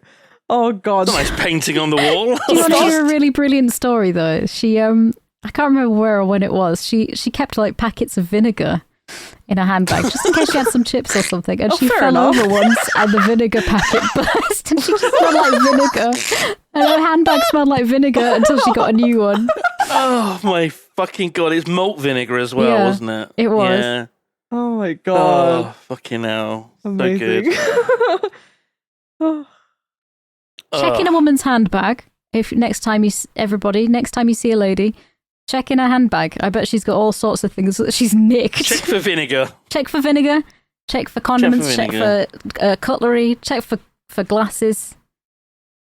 Check for dressing gowns. You never know. You never know what you're going to find. So Winston arrives at the warehouse, the People's Warehouse, the People's Supply Co. He busts through the door and whoa! He's inside of Jenny's imagination, where Stefan is there crying, and she's Judith. And she recognizes him instantly. She knows it's Winston, calls him Winston. He doesn't seem to realize that it's Jenny, because he's so caught up in his imagination. And he seems to think that Stefan is Ortega, the guy he's after. I love this And he's pointing the gun at him, and he keeps changing from Stefan crying to Ortega, this gangster guy, back to Stefan. Yeah. Who's one of the Ds, one of the 3 Ds. So he keeps swapping between the 2 different characters that look very different. But Stefan loves it. He's going, "Ooh, this is fun." I do like it. Oh my god! And they get into a shoot. They're basically just fighting about whose imagination, whose daydream this is. Jenny's loving it. She's getting all excited. She's like, "Oh shit, cool, a shootout!" And so she goes to help by demanding that there's no blood. But then she starts shooting at them as well. Yeah, she doesn't want to see blood, but she wants to shoot the guys. Yeah, but I think she knows that basically they're in control of their own daydreams. Yeah. So she can say no blood and there won't be any blood. I hope I don't get kidnapped. No kidnapping. No It would be kidnapping. good if she But then said that. she's running away from the baddies, which is Cindy, and then there's Dante and Dickie or Donnie. All of them. Cindy Are, is Spider in this. yeah. She's wearing a jumpsuit, and I like it. And she gets distracted by a couple ballroom dancing. Yeah, that was weird. But it Basically, was like 8-bit tango. Yeah, her imagination was taking over there. And then again, they escape the baddies, but then there's the daydream within the daydream, and there's somebody on a trampoline, and then somebody else doing the fucking robot. Very odd. In the purple room. It feels like they're like in a cellar or something. Like they're underground, it feels like in a dungeon. And they just look around and there's that happening. And then there's Zach. Did you see Zach? Zach? Zach's there with his saxophone. He's hiding out behind them. He's hanging out. Oh, shit. He's like, he knows what's going on. See that? Yeah. They break through like a gate and they think they've gotten away, but they end up getting captured. Like the guys just appear, don't they? Yeah. They just out of nowhere. And there's like a Godfather type character who is The Mr. speech Bigley. Mr. Bigley. The teacher, he's Biggs in this. And I wrote down, doing... can they die for real if they die in the daydream? Oh, God, I don't know. I don't think that was ever established. No, because he gets knocked out, and it wakes him up. So maybe if he got killed in the daydream, he'd have a heart attack. He'd never dream again. So maybe that's the solution. Oh, Jesus. Maybe it is. But it's really that he's doing this weird sort of, oh my God, what's the name of the actor? The Godfather. Marlon Brando? Marlon Brando. Jesus, I just had a fucking brain fart. So he's doing a really bad Marlon Brando impression, and he orders Ortega to kill Jenny and Winston. And then Ortega sort of reaches into his jacket and maybe even his shirt, and he starts fingering his nipple. Yeah. And then he asks if he can play with them a bit first. And I think he means play with Winston and Jenny and not play with his nipples. I'm not sure. I'm not 100% on it. Biggs is like, you can play with your nipples anytime. It's very weird that he just reaches in and he just starts touching himself. Just a bit weird. Ugh. Yeah, it's a bit odd. And this is Winston imagining this, I imagine, right? Oh, God, I imagine. Yeah. Maybe God. you just imagine Biggs as some sex pervert or something. Winston's like, Dante's got a great chest that he should rub in my daydreams. Yeah, maybe that's all it is. Winston wakes up. And the rap starts. Prematurely. He prematurely wakes up. But because he got knocked out, he's like, oh, shit. I get knocked out. But he can hear. He can hear Jenny, crying out for help in the real world. Yeah. So he knows he has to get back into the daydream as quickly as he can. So he stands with his eyes shut in the boiler room. Yeah, which is, what...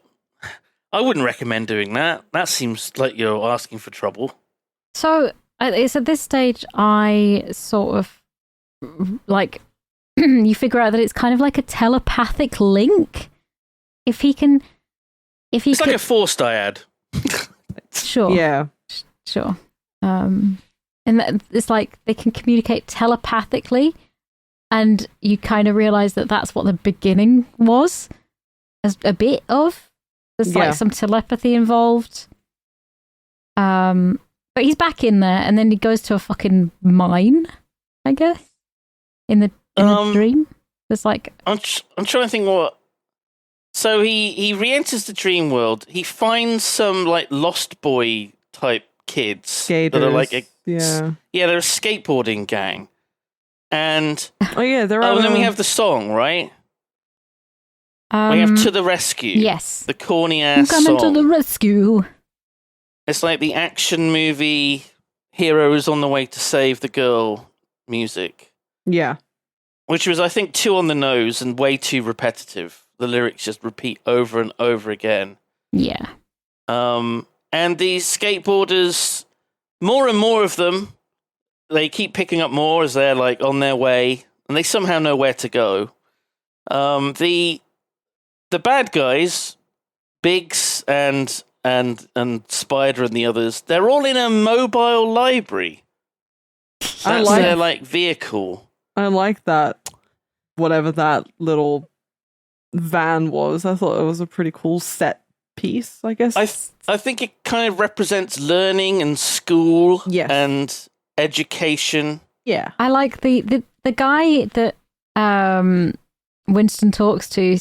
He's got the headset, and that's how they know where they're going. But he says a possible gag, and I always laugh at that. Means. No, I don't know what that means. They say a lot of things that have no fucking meaning. Yeah. Late 80s slang terms for stuff, and I'm like, what? I wish we could bring bitchin' back. That's like one note I made, because I think you can do it. Yeah, I probably could. I've been using it on and off for a while, but nobody seems to. I love bitchin'. It's such a great compliment. It's a My bitchin' cat word. is a little bitchin'. Yeah, because it's like Carly. Oh, Sit down. They said it earlier in the movie. I was like, oh, great word. there's a lot of Great good word. words in the 80s. Yeah. God. So they find the guys. Winston's on a fucking speedboat, obviously. Yeah. I think they filmed that on an actual speedboat as well. It looks like certainly it. Yeah. looks like it for sure. It was very high budget looking. So props to that.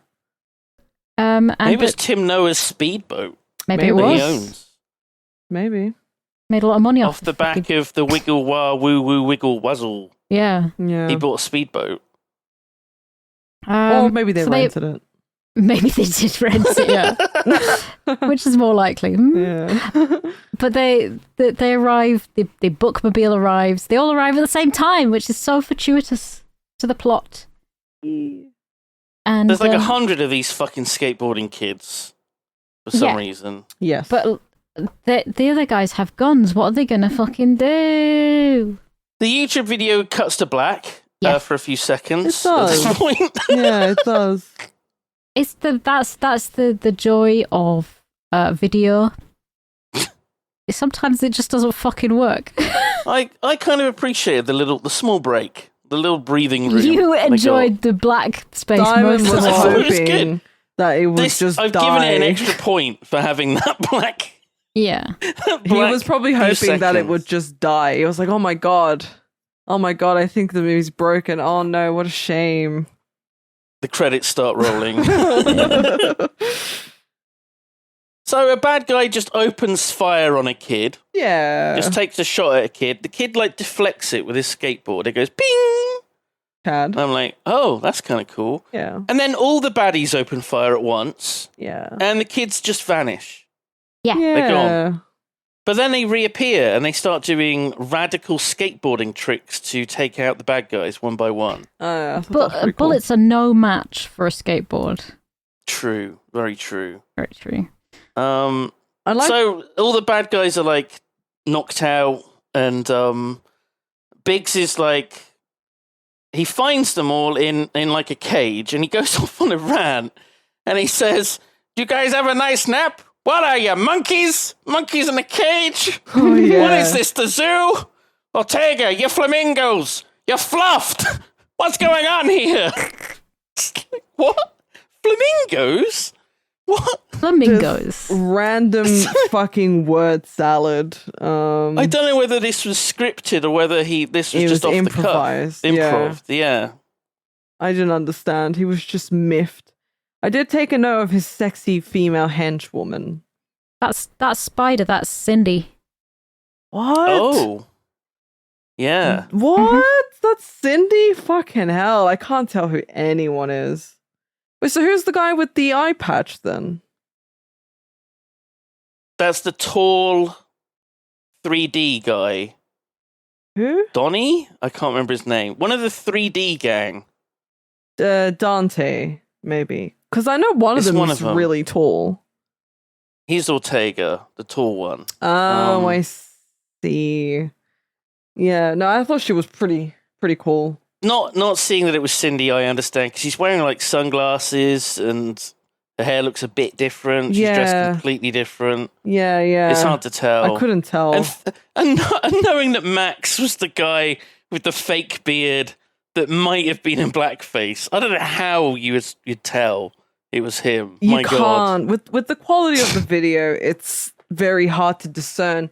Only if you maybe listen to how Max sounds and then directly after you try to listen to how that guy sounds, maybe you might figure it out. Maybe. Yeah. Maybe. It might be him. It makes sense because there's no other black characters in the movie aside from Zach. Yeah. And Max is his best friend.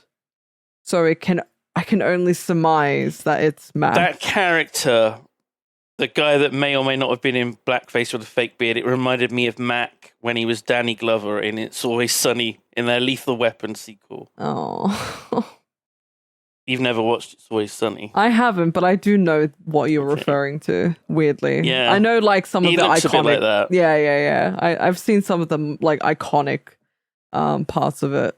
I do need to watch It's Always Sunny from start to finish. I know people go on Jesus. about it. I What? tried, A lot to but I take on. couldn't manage. No? No, I didn't really vibe with it. I mean, it's great. I think it's not dissimilar to Bottom in many ways, really. I'll have to But give it I mean, another obviously go. the humor's pretty different, but I think you know, I don't really understand a lot of American comedy sometimes. that's fair enough. It's a different culture. Sure is. So the skateboarders surround Biggs, and that's kind of it. They've won somehow. And Jenny is there. She's been rescued. Winston's there. And she kisses him. And then the school bell rings in real life. And they're broken out of I their wrote down- daydream. Do you think he ever had wet daydreams? Yes. Oh, I think he did. Yes, he yeah. did. Do you think he'd just be standing there jizzing his pants in school? Just in geography, just Igniting the and- Oxbow Lake is Igniting his orgasm through daredreaming. What Yeah. a fucking Teacher just sighs. superpower, man! my God. Yeah, not one that I would want to have. I don't want, G having her involuntary anxiety nightmares. Yeah. just like involuntarily having an Jesus. orgasm because, I mean, it's worse for men because they leave a stain, I guess. Leave It's a more trail. obvious. They leave a trail. A Kumi trail. Oh, God. Kumi Trail. Jesus Christ. Where the fuck are we up to? They both realised it was real, and Yeah. they're like, "Oh shit, cool." Yeah. And they see each other in the corridor and they sort of smile at each other, but both of their friends sort of like interrupt. Yeah. They Whisk them away. almost go to say Yeah. something to one another and then they get pulled away Yeah. by their friends. Winston says to his friend Max, "We did it together." And he's And like of course, in school.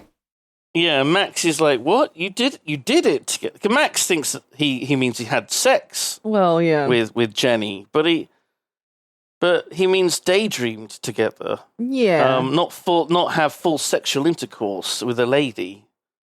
Yeah. I think he probably, if he meant sex, he would have said, I made it with her.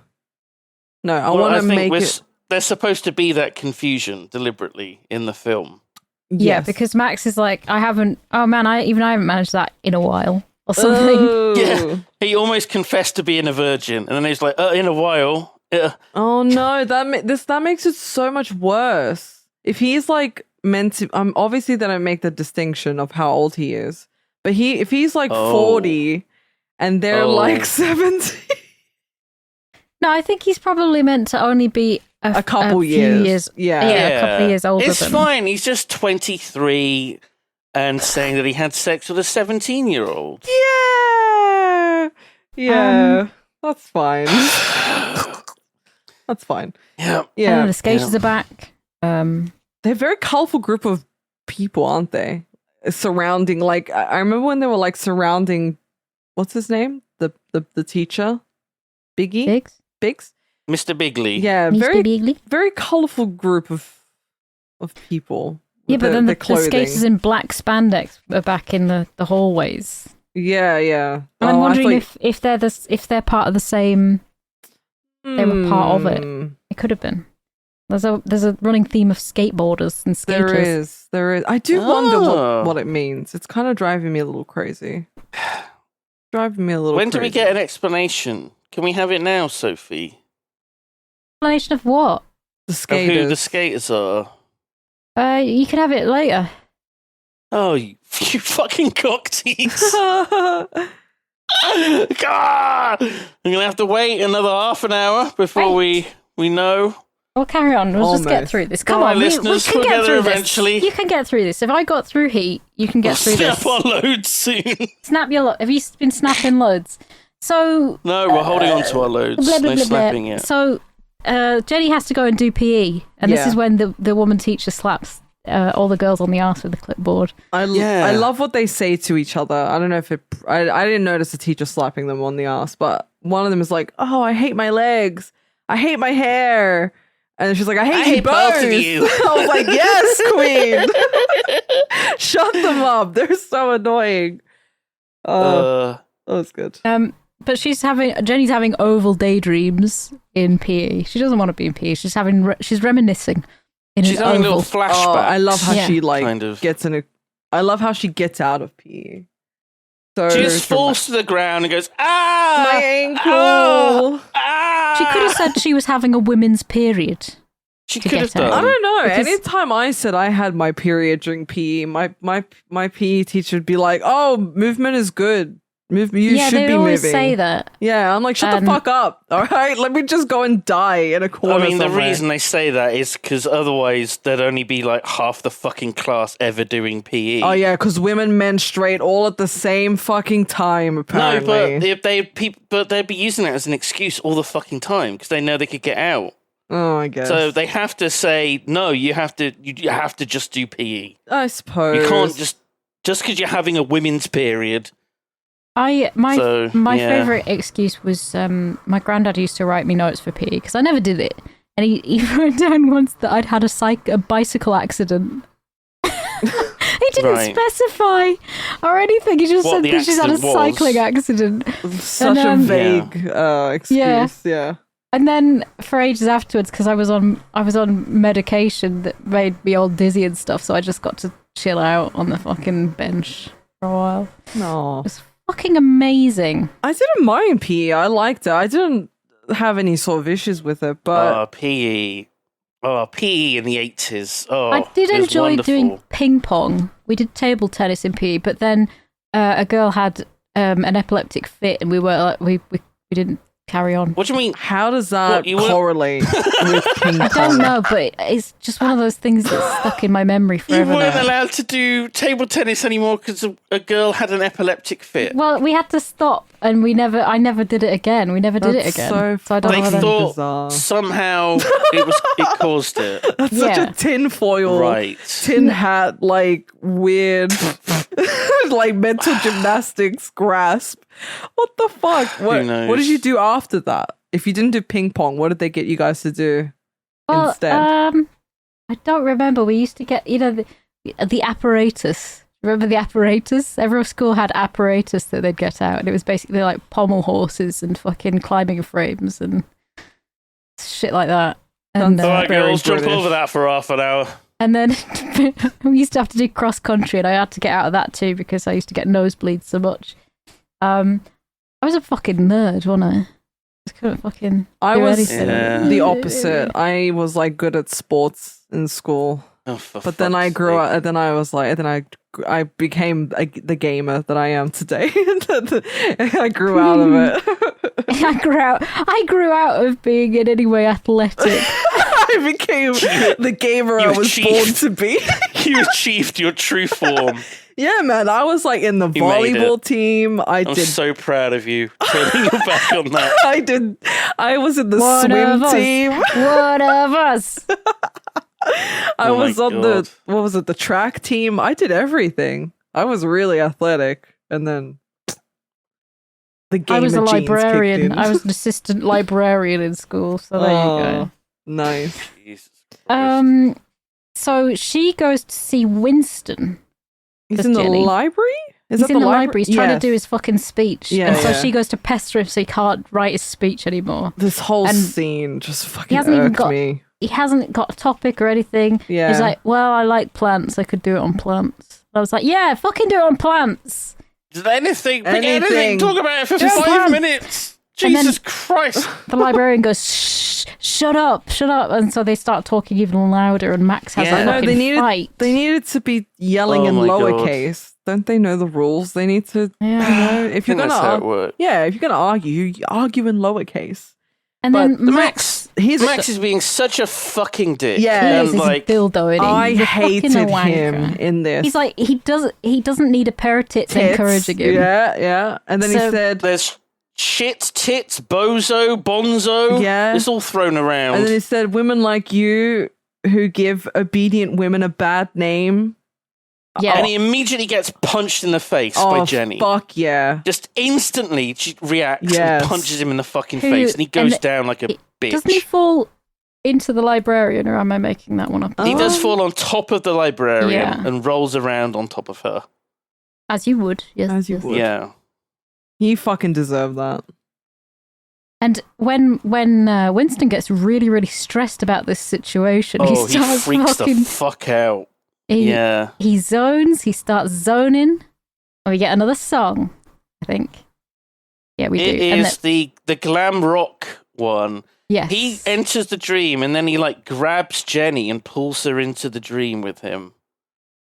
And they're both on stage and they're singing this rock and roll song that is not a good song. It's not a banger.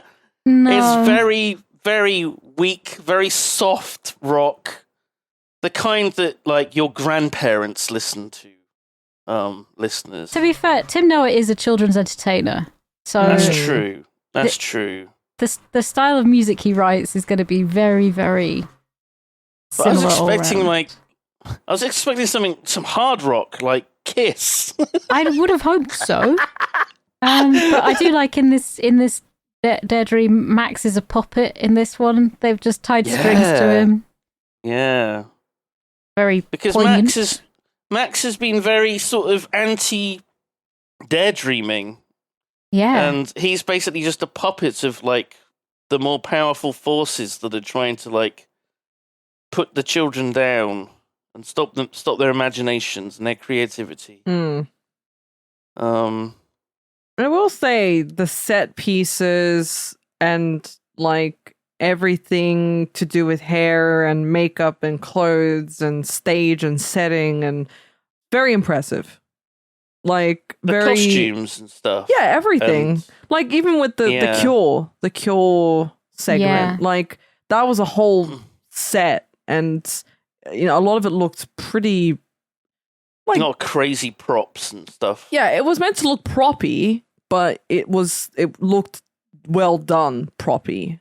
Yeah. So I Yeah. could say, yeah, I really liked a lot of the set and the hair, and like anytime there was a musical number going on, it was, I thought, very well done. There was good choreography Yes. as well. Like everything was pretty good, except I didn't like this song at all. It was shit. Not a good. It's not a good song. It's not a good song. Disturbing that piece. But then there's the dream again. Yeah. And once again they both experience this weird sort of purple room, and it's my favorite little bit of piano-y stuff What? in this daydream. But the music that the plays. music is so gorgeous, and yeah, it's fucking brilliant. I do I like think this the is where they music talked. during that like ethereal Yeah, the dream within the dream. it's Whenever super weird. I like The it. Daredream world. Yeah. The Daredream world. Yeah, but only Um, when she interjects. When she's like bleeding in, right? Isn't that her thing?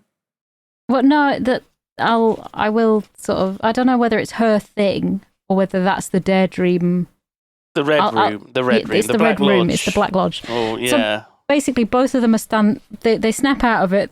And they're standing on the tables in the library, and everyone's really disappointed in them.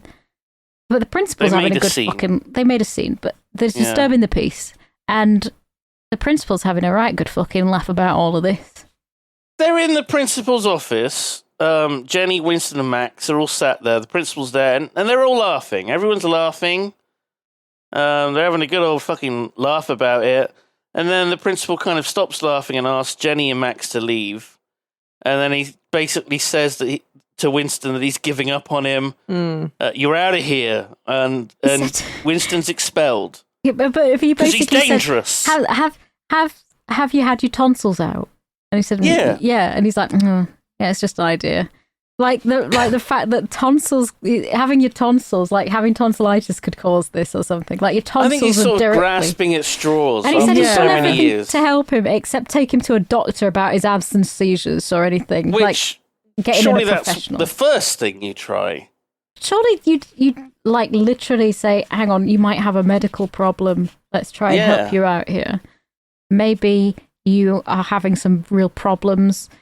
We can get you some counselling, some proper this counselling. is America, so he just gets expelled. Yes, he gets expelled. I did find the tonsil comment so... It gave me whiplash, because I was like, it was okay. kind of random. Yeah, like what's the... Well, it's a joke, but I'm not getting it. I'm clearly not getting it, so I was like, okay, whatever. It's one of those jokes just because it's like he's just he's like grasping at straws. Grasping at straws, ideas. yeah, because he's like at his fucking wit's end with trying to help Winston. And he says, "You're a dangerous. You're just dangerous." Yeah. So he tells him to get fucked, go expelled, and then Jenny's like, "I hate this fucking school. This is that's bullshit. That's so much bullshit. We can help you. What can we do?" She's going on and on and on, and he's like, "Well, you fuck off. Maybe you should get some psychiatric help as well." Yeah. So she calls him a loser. A loser for that. Well, she calls him a fucking loser. Yeah. Well, even Jenny's given up on him now. At the end, yeah, because she's like trying to help him, and then he's like, oh, she's like, well, I mean, you're just been. No, but you're fucking mental too. Yeah, I am. He's been told that he needs professional help, and she's going, "This is bullshit," and she's going on and on and on, and he's just been expelled, and he's obviously quite upset about that. Tensions are high. Tensions are very high, so he's like, "Well, maybe you should see a psychiatrist too." I don't know. It feels very obviously there's something wrong. Yeah, it feels very easy. Like people like that really bug me because they have done everything in their power to fuck everything up and do everything in their power to like not achieve what they're like trying to achieve in order to fix the situation, and then everything goes to shit, and then somebody tries to help them, and then they're like, and then they put that person down, and it feels very like it frustrates me because people like that exist, and then they try to find like a scapegoat to like. Do you know why that is though? Partially is because you generally you end up hurting the people that you care about the most because they're the people that are there, right? They're the people that actually attempt that. So they're going to be the one that witness your outbursts. They're going to be the ones that have to take all of this stuff because you're open. You know, both of you are feeling open enough to express yourselves, and that's what leads to being hurt. You're not going to lash out at somebody you don't know because you don't know them. Mm. And I know he barely knows Jenny, but I assume that out of everybody in the school, if Max were there, he'd be telling him to fucking chop his own dick off and throw it in the sea. Chop your dick off, Max. Like, it's you do lash out to the people that you're closest to because they're there for you. You've already chased everyone else away. I and agree. These people are stuck with you. I do agree with you to a certain degree, and I do think that there are some people who just love to shift blame. Like they've done everything possible to like, fuck up the situation, and then the moment somebody chimes in, you're not on Team Winston, is what you're saying. No, I'm fucking not. I'm not. I think nobody's on Team Winston. I think he's a dick. You are part of Yeah, you're part of you're with everybody in the school at this point. It's Yeah, like, you may as well just become a teacher, G. Yeah, well, Jeez. fucking hell. Fascist. Yeah. why don't you be a bully? Why don't you be one of the D's? I will. Dante, Yeah. Dicky, Donnie, and D-Star. D-Star Gaming. I will. D-Star Damon. Georgia. Daughter Dana tutorial. Daughter Dana. That's fine. I will be one of the bullies because he All right. is Yeah. the worst. He's so fucking upset that he throws his guitar in the bin. The guitar that he never uses. Yeah, by we the never way, see him use. Yeah, at this point in the Because film. he's too shy. He's too shy to play, even in front of his best friend, Mac. And he bins his a whole book bag. He's just like, you know what? Anything that's in here, obviously, isn't worth keeping. And then the custodian comes by, Zach, and he gets the guitar out of the trash. Presumably, he just leaves the books in there. No, I think he got everything out there. I think. Oh, okay. Yeah, he did. He's carrying both. And this is the song "Wonder Why" that's playing over this now, Fucking hate it. which is the sad end of Act 2 song that you need in a movie. Yeah. Because it's the low point where everything's going bad for the protagonist. And Jenny's really upset too. She's crying. She's crying and she throws her notebook in the trash. And then Zach the custodian is there as well, and he just picks the notebook out of the trash. Listen, it's one of the only fucking perks of being a custodian in a school. You get to just take stuff. You get to take get whatever. to go through the trash and take that gold Yeah. home with you. So it's basically implied that she's given up writing. She wants to give up everything, and she just chucks it. And he's like, you know what? I'm really sad about all of this, is Zach. So I'm going to play the saxophone. Zach just bangs out an epic solo on the saxophone. I think there's like 2, maybe 3 solos he gives. Yeah. I love the And, sax solos so much. They're great. Bangs it out. And Winston's back at home. He's sad, but at least he's still got his dog. Oh, I Dog's do still love by this his side. big old bloody basset He's a hound. good boy. He's a very good He's boy. a He's a good bloody boy. And they're walking around the city, and a homeless man is like begging for money from. They're outside the People Supply Co. Jesus. And yeah. Instead of giving this homeless man some money like he's asking for, he gives him his hat. Yeah. But in a way, that's him sort of leaving his old self behind.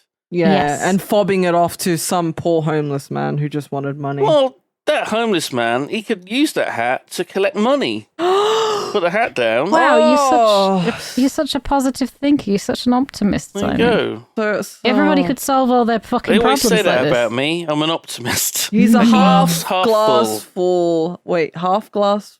Yeah, glass that's what they half- say, G. A half-assed. You're a half-assed glass of milk, Herman. He's got Coconut IBS.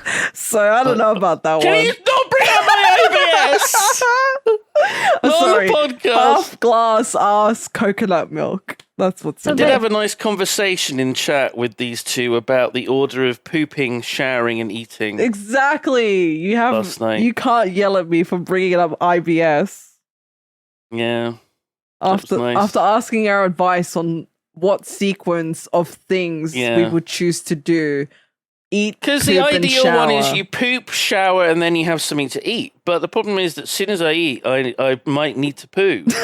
And then I'm pooing, and I've just had a shower. And it's not a pleasant experience. Having No. a poo after you've showered, especially if you're still a little bit moist. That moist bottom hitting the fucking... Oh, Yeah, you know, it's not nice. Biff, stop him. Please continue with the plot. So Nightmare. he gets home, does Winston, and he's dying for a shit. Yeah. And But he I like also the way- wants something to eat. he also wants It's something been to a eat. And long day. He's sweaty. he's asking So his he's mom a- what order he needs to do this in. And he asks the dog, and the fucking dog's just going, enabler. I don't know, I just shit on the floor. So God. I like the way he says, he doesn't tell his mom he's been expelled. He's like, look, No. Mom, I'm kind of tired from dancing on the tables, getting expelled from school, yelling at people, and then slowly walking home. So he just goes to bed. I don't know how long it took him to fucking walk home from school after all that. Yeah, wait, He where went was a his long way. bike? Yeah, he just He's left that. lost. Oh my left that at school. god. Left everything. Just shedding his identity.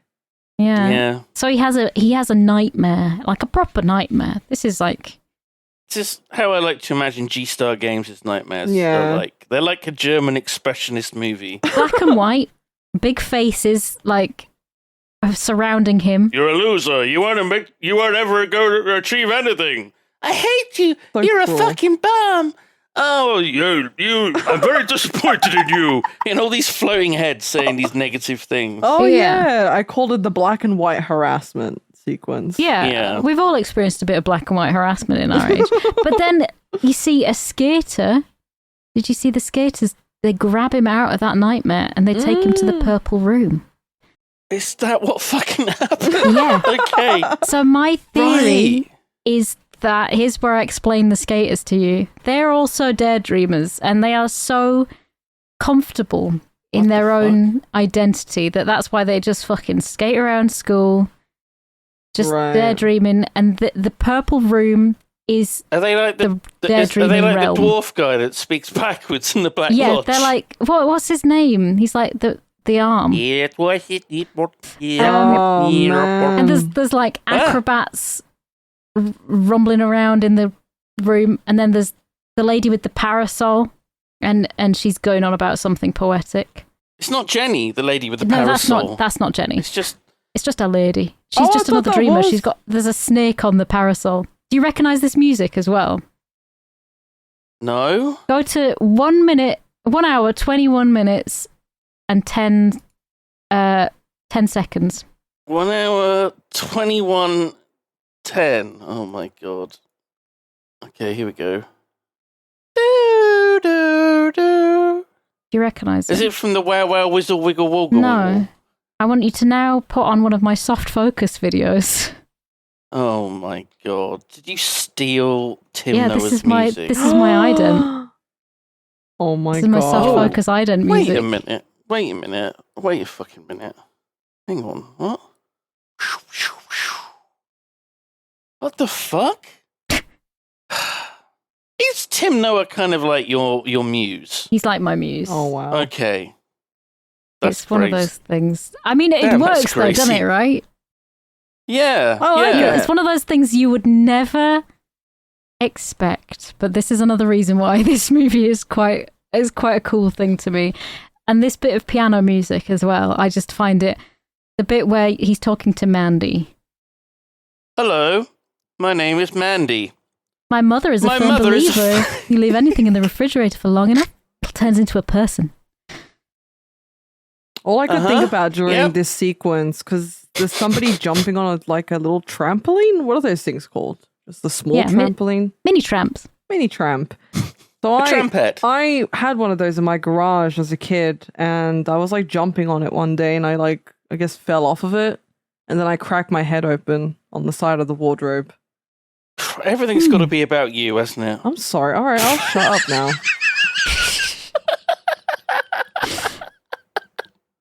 I always wanted to say that after someone said a harrowing story. Here's my harrowing story. I actually was just food left in the refrigerator for long enough, and then I became a person. Is that what happened to O's as well? Yeah, but O's was like sort of like left in the fridge, She was and an then old the fish power finger. went the power went off for a while, and then it came back on again. But she was still a person. And- Okay. Then we see Zach fishing in a teacup. There's two skaters there, and they're all in white this time. What do you think the fishing in a teacup symbolizes? Because that's like Yeah, I he was. sings about that in the song Yeah, Dare to Dream. I think part of it is the surrealism. Right. Definitely, but also like you can do anything. You can literally do Okay, anything it doesn't in your mean dream. shit then. Doesn't mean fucking okay. shit. Okay, great. I thought there would be some meaning behind it. No, I don't think there is any But meaning it's just behind it. okay. I think it's just part of this surreal thing where you can do anything in a dream.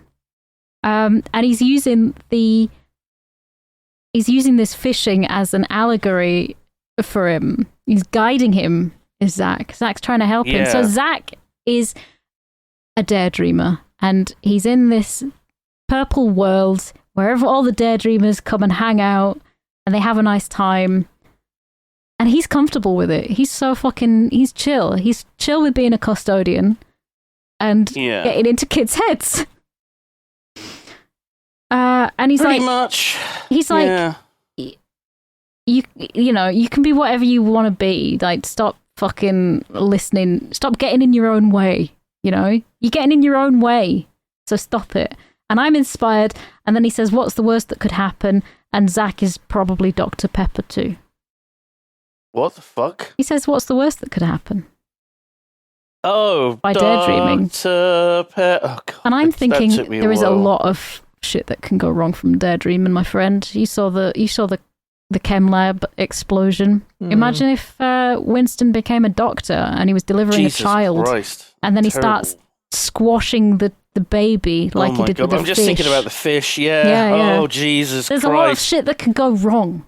I was thinking that Zach reminded me of the character Scatman Crothers plays in The Shining. The guy that explains to Danny what The Shining is. Because he was kind of like the custodian in the Overlook. Maybe he's just a hotel. nice Freddy Krueger. Sure, yeah. Well, why not? Why not? At this point, fucking whatever. He gets into people's daydreams, but he's like encouraging and nice, and saying, "Yeah, be a dreamer. Like, don't lose." Into my dreams. I dreamt that my crush was taking me out on a date for chicken, and then I woke up and outside smelled like cured meats. So I guess that's why I was dreaming that. Holy shit. It would have been great if you woke up and Brenda had been sick next to you. Yeah, that has happened. You're like, oh, no, and I was in a race. I was in a race and I missed one of the checkpoints and I had to go all the way back, and it was such a long way because it was like a cross-country race. But I was like in America and it was like in the desert, so I must have been in Nevada. What the fuck? I have great dreams. It's like I'm the opposite of G. I'm the anti-G in terms of dreams. The anti-G. They're so weird, but like. This is why this movie means so much. I really like movies about dreams, don't I? Right. I like when they're done right, like because a lot of when dreams are done right. No, when the depiction of dreams are done correct. Right. Like, because there's a lot of movies that just have no fucking idea about like how to depict a dream sequence. Like David Lynch does it well, I would say. There's a weird thing that I realized about dreams, right? And there's a couple of quite famous things in dreams. It's not necessarily true for everyone, but one thing is that you tend not to see text in a dream. Text is quite rare to see, the written word in a dream. Maybe you'll see a sign and you'll know what it says, but you don't like visualize the letters in the dream. And another thing is, it's incredibly rare to be able to see your own hands in a dream. Really? It's very strange. To look down and see your own hands. And I thought, oh my God, do you remember like AI generated images? The things they can't get right are the hands. Is text and hands. Oh my God, oh my God. Oh my God. Are we in a simulation? Yeah, I think we are. That's freaky. Yeah. And Elon Musk is the main character. So, no. Good luck. No. Good luck, everyone. Good luck. Okay. Where are we in this? We're very close to the end. Don't worry about it. We are. We're very close to the end. So Winston he wakes up, he has his guitar and Jenny's notebook with him after this dream. That's so weird. How did he do that? It was a fucking dream. It was the Zach must have broken into his bedroom at night and placed it there whilst Winston was asleep, prone on his bed. But he's like inspired, and at least he changes his shirt before he goes to school because that's something. That's something. He didn't shower. If he did shower, we didn't see it. Maybe he pooped. Maybe he ate breakfast. We don't know what order. I think that was on the cutting room floor. He woke up and his mum was saying, "You're late." you're late. He didn't tell his Yeah. mom that he was expelled, so he's still going to school. Yeah. Yeah, you can't And, see her. You can just hear her mithering. You're late. You're gonna be late. You're late. And he goes to finish his speech at in his speech class, even though he was expelled. He has something to prove to himself and maybe other people as well. He's like, check into Bigley is like, check into hotel reality because he wants to go on a cruise.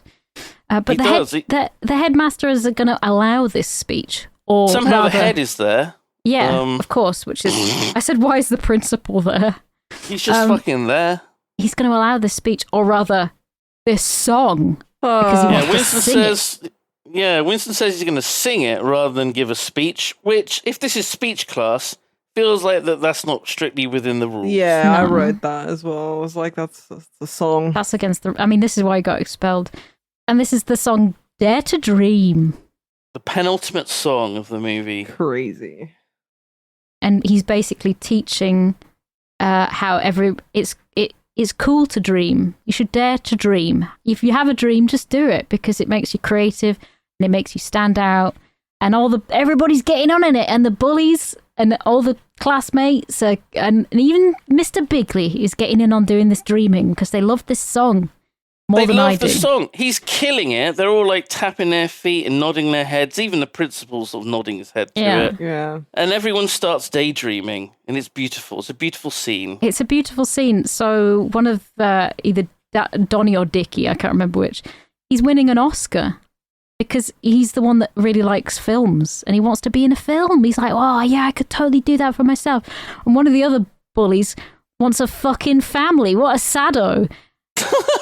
Yeah, sado. He's like, I'm playing with my kids in my dream. Oh, it's sweet. Another It's girl's sweet. the president. I do like that the hippie. Yeah, woman president. That's a fucking dream. Lol. Well, that and also she looks like a hippie. I'm like, the one that looks like a hippie wants to be Okay. Yeah. Okay. But you can see that the Got a background hat. of their dreams, they're all in this the purple room. Yes. The Daredream world. Yeah. And And Mr. Bigley is having a Mr. Bigley's daydream. having a daydream that he's on a cruise. I thought he was going to dream that he was in a bra again.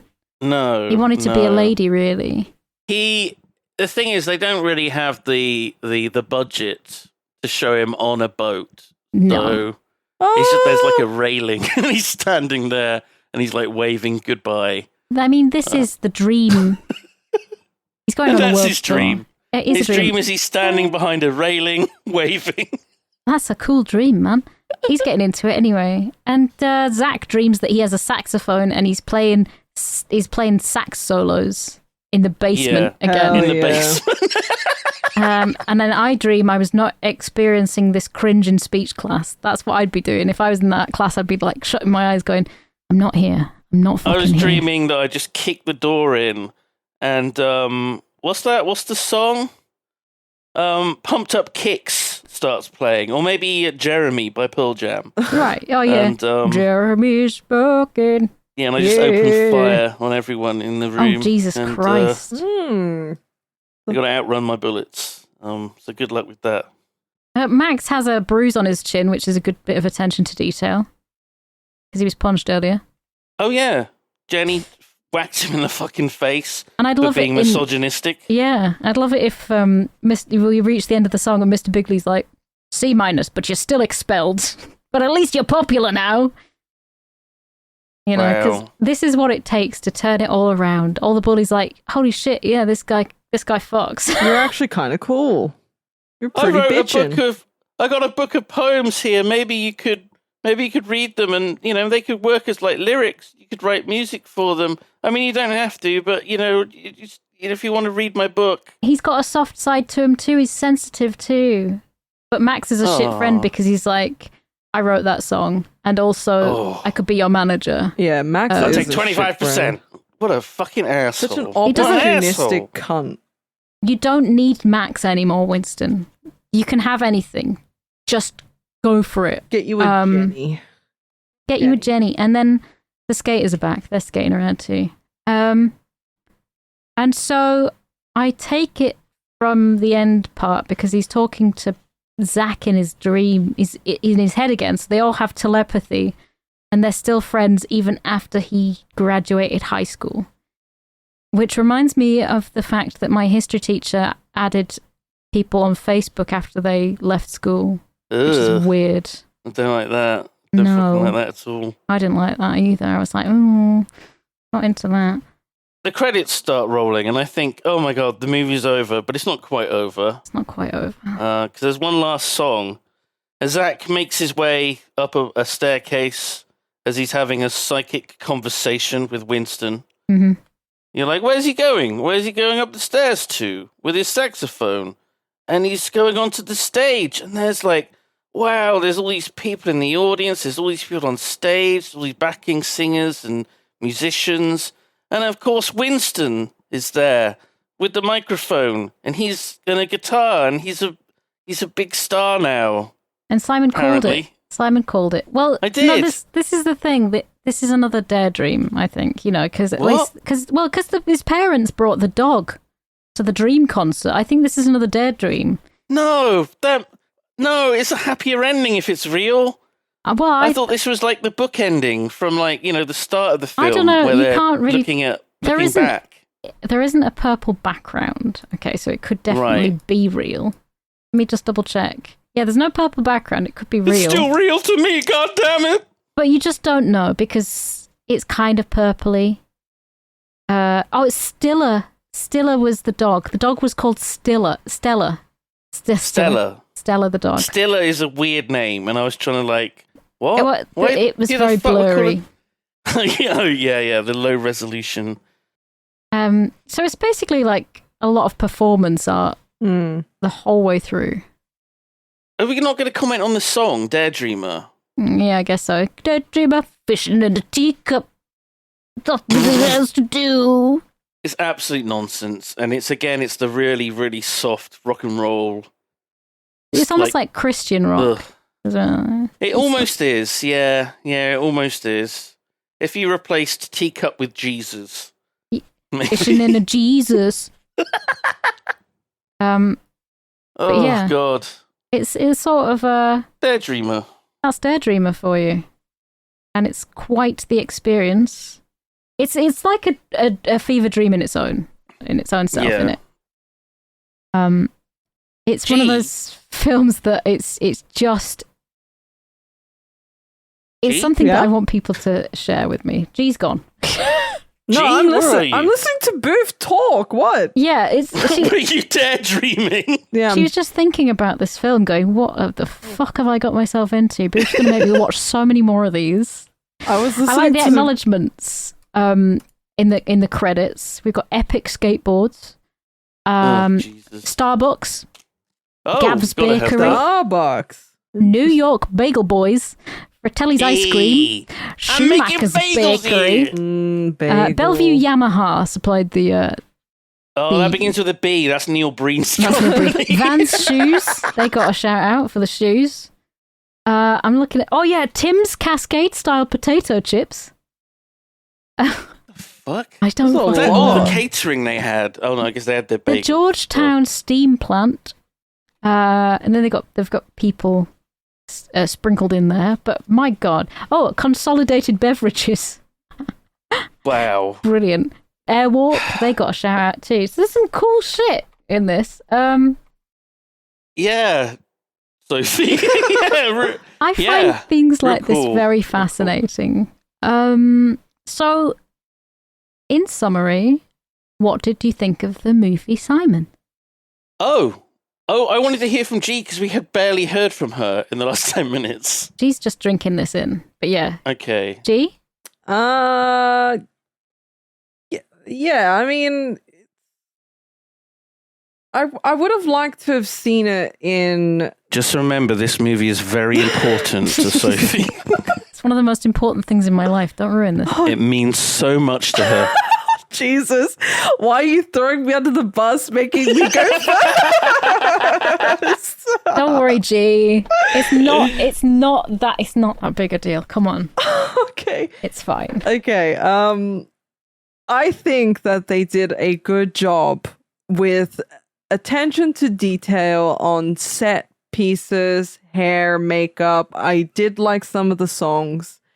The acting was pretty good in comparison to some of the other like movies that we've Neil Breen. seen. Yeah, like even some of the acting in like Galaxy, it was a bit, Oh God, Iffy, yeah. wasn't it? iffy. But sometimes it was a bit over the top in this one too. But it's it's wacky. It's very over the top. It's meant to be. The story, yeah, pretty straightforward. Overall, a 4, Okay, I guess. 4 out of 10. 4 out of 10. That's 4 out of fair. 10. I'd say that's very fair. Whoa. Woo! Boufhe's favourite movie. Yeah, but I mean, Four if out you of think 10. about how fucking harsh I was about planes, trains, and automobiles and heat and stuff Heat, like that, Jesus And, Christ, yeah. I The just, Greatest Showman, I'm, she's been very, very polite. I just think that when it comes to any of our movies, like, I don't know if there's any single movie where I'd really get up in arms if somebody said something bad about it. Because I just think, yeah, like everyone's tastes are so different. It is what it is. And this. Yeah, we're not themes- one person. Yeah. We each have our own tastes. Yeah. Like I watched it. I did enjoy certain bits, and it has its positives in certain areas. And I think it's a 4 for me. What about you, Simon? What do you think? Yes, Oh. Oh, God. Shall I just read this paragraph verbatim? I don't know. Go Go on. for it. I wrote down, "Oh, Sophie. I'm glad you found a film that means a lot to you. Vanity project or an important film for young adults? This sucked for me, sadly. I get what it's trying to say. The mechanisms of the school system do not value creativity and work to crush the imagination." Basically what Pink Floyd The Wall said during the school flashback part. Yeah. The aesthetic is the strongest part of the film. The outfits and costumes, the sets and the lighting. The music is mostly bad. Yes. Awesome was quite funny. The Cure was heavy-handed. Cloud9 was the best song, but way too short. It was only 2.5 minutes. To the Rescue was repetitive and corny. Disturbing the Peace was the softest glam rock I've ever heard in my life. I Wonder Why was just a routine sad song that movies always have, like at the end of Act 2. Dare to Dream was okay, inspiring in a way, and Daydreamer was incredibly meh. I think it's fair to talk about the music in a musical. Yeah. And sum that up. Yeah. The music, story, and acting were so watery and middle of the road and safe. I want to watch, and then I put the name of a different film that I've added to my list. Oh, this week. interesting. Yeah. 3 out of 10, I scored it. Wow. Worse than G. Yeah. 3 That's out of 10. interesting. That is interesting. I'm so sorry. I'm so sorry that I don't like it, and it means so much to you. I'm sorry. Don't apologize for not liking a film, because it, like G said, it's completely subjective, and it's how your taste is, and it's how your taste has developed in different ways to my own. Because personally, I put like stupid bad, catchy songs, cool clothes, big dog, 7.5 out of 10. After Simon's fucking monologue, I just, I mean, it's one of those films that it's quite special to me in various ways, but like, I just like it, and it's like, I can't tell you why I like There's it. a lot but of reasons why someone likes something. Like, Yeah. maybe you watched it at a time when you were younger. Maybe there's something about their costumes, and there's a million find it reasons. very comforting in a stupid way. Yeah. For no particular reason. It's just like one of those things that I found and was like, this is fucking ridiculous and amazing. Yeah, for And It's sure. got a great aesthetic. It's mostly lowish stakes, really. It's And definitely it's kind of better daft. than Wow Wow Whizzle Wob. Wow, wow, wibble, woggle, wazzle, woodle, woo. Yeah. Sure. It's better than that Yeah. one. That's a fucking pile of shit. Oh, sorry. In search of the In wow, search wow, of. wibble, woggle, wazzle, woodle, woo. Yeah. Call it In Search of, like, is that the NERD album? Yeah. Oh my God. It's definitely a reference. Definitely a fucking reference. But I like it. I think it's very just, it's kind of like a little bit more than a nothing film because it has songs in it, but I can put it on in the background and it's almost like... It's like freaking High School Musical. Like, it's any musical or like Grease. I mean, it is literally a High School musical. It's literally a High School musical. And it's like Grease and stuff where, you know, everyone is in school and they're dreaming of the usual... Speaking of adults in playing teenagers, there you go. Grease. There you go. Can you imagine a world in which Grease failed and this movie succeeded? I can't imagine that world because I just don't see it happening ever. No. We'd have watched Grease today or yesterday instead of this. We can't exactly talk about the budget or the revenue because that's just not anywhere on the internet. I think you'll find that the director's resume states that the budget is $1 million for this movie. You found that? What? Oh my god. I found the director's resume. $1 million Excellent. budget. No record whatsoever on what the box office is. I don't believe that it would have had... I think the box office was like $12. Probably. And that was me. I think it did terrible. But, I mean, I found this... It was just a VHS tape that I found. So it was just like, this like looks good. The Ring. Yeah. And I would like to draw your attention to timnoah.com, which I went there as well. Did I you clicked enjoy on the it? cat and it meowed. Yep, it's like an 10 out of 10 interactive website. Flash website. Oh my fucking god. Ah! Oh my god, that is so Oh my god, that was loud. so loud. I accidentally clicked on the donkey and it just, a the banjo cash register for me. really, really loudly bursted my eardrums. Fuck. That's Tim Noah behind the counter. That's what he looks like now. That's what he looks like hold on. now. Old-timey Western man. If you go to bedroom, it takes you to the bedroom in search of the Wow Wow Whizzle Wobble. Yeah. Which is kind of cute. It's got his albums on there. Doesn't have this film on there. This film's not on there. This film is not on there. So this wasn't one of his films. He just kind of featured. He was basically like somebody else wrote it, and then he did all the songs and helped on the script and stuff.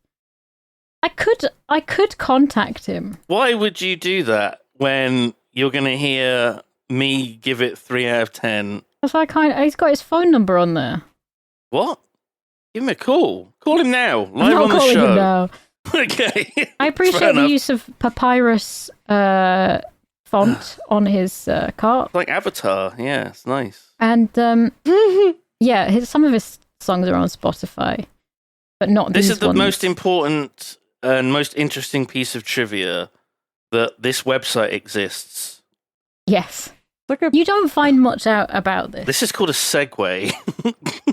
I can't actually see I know that my tape's downstairs because I got it out, but it's not in here. I have 2 copies of it, so I'm just trying to see if it's in this room. I'm gonna. Is it in the room with us now? Oh my god. Basically how I'm feeling. Okay, trivia section. Tim Noah was 38 years old. Yes. You I mean, got anything else? no, there's not really much else. I He's, did notice that the saxophone player Zach's name is Michael Jackson, I think. Michael my A. God. Jackson. Yeah. Yeah. That's great. Michael A. Jackson. I was like, oh, that's cool. Michael A. That's Jackson. about it. Of course, this film was the spiritual sequel to In Search of the Wow Wow, Wibble Woggle, Wazzle Woodle Woo, Cool. which people might have seen being reviewed on Red Letter Media. Yes. Oddly enough, this isn't trivia about this movie, but trivia about In Search of the Wow Wow, Wibble, Woggle, Wazzle, Woodle Woo. It won 4 Emmys. Yes. What? It won 4 Emmys. What, this? No, In No. Search of the Wow Wow, Wibble Woggle, Wazzle, Woodle Woo. What? Won 4 Emmy Awards. What? I mean, I haven't Which seen it, I so I find hard to can't believe. say anything really, but... It's worse than this. It's worse than this, which is saying something for you guys. But That's fucked. Tim yeah. Noah suffered from bullying as a child, no. in part because he was so short. Oh. 3 songs of his touch on this theme. Big Booger from In Search of the Wow Wow Wibble. Stop! Big Trouble from Supertunes and Mud from Caddywampus. Caddywampus. That's it. That's all I got. That's all you got. Yeah, I mean, there's not a lot of info. Oh. Would this make a good video game, ladies? No. Yes, actually, yes. I think it would. What? In the style of, you know, those when you had like they were really LSD early Simulator. LSD sim, really early, like almost educational games for kids, and it would be like point and click. Pajama Sam. Yeah. Like. Basically, just like a really shit point and click game. Yeah. So it wouldn't make a good video game, but it could make a video game. Yeah.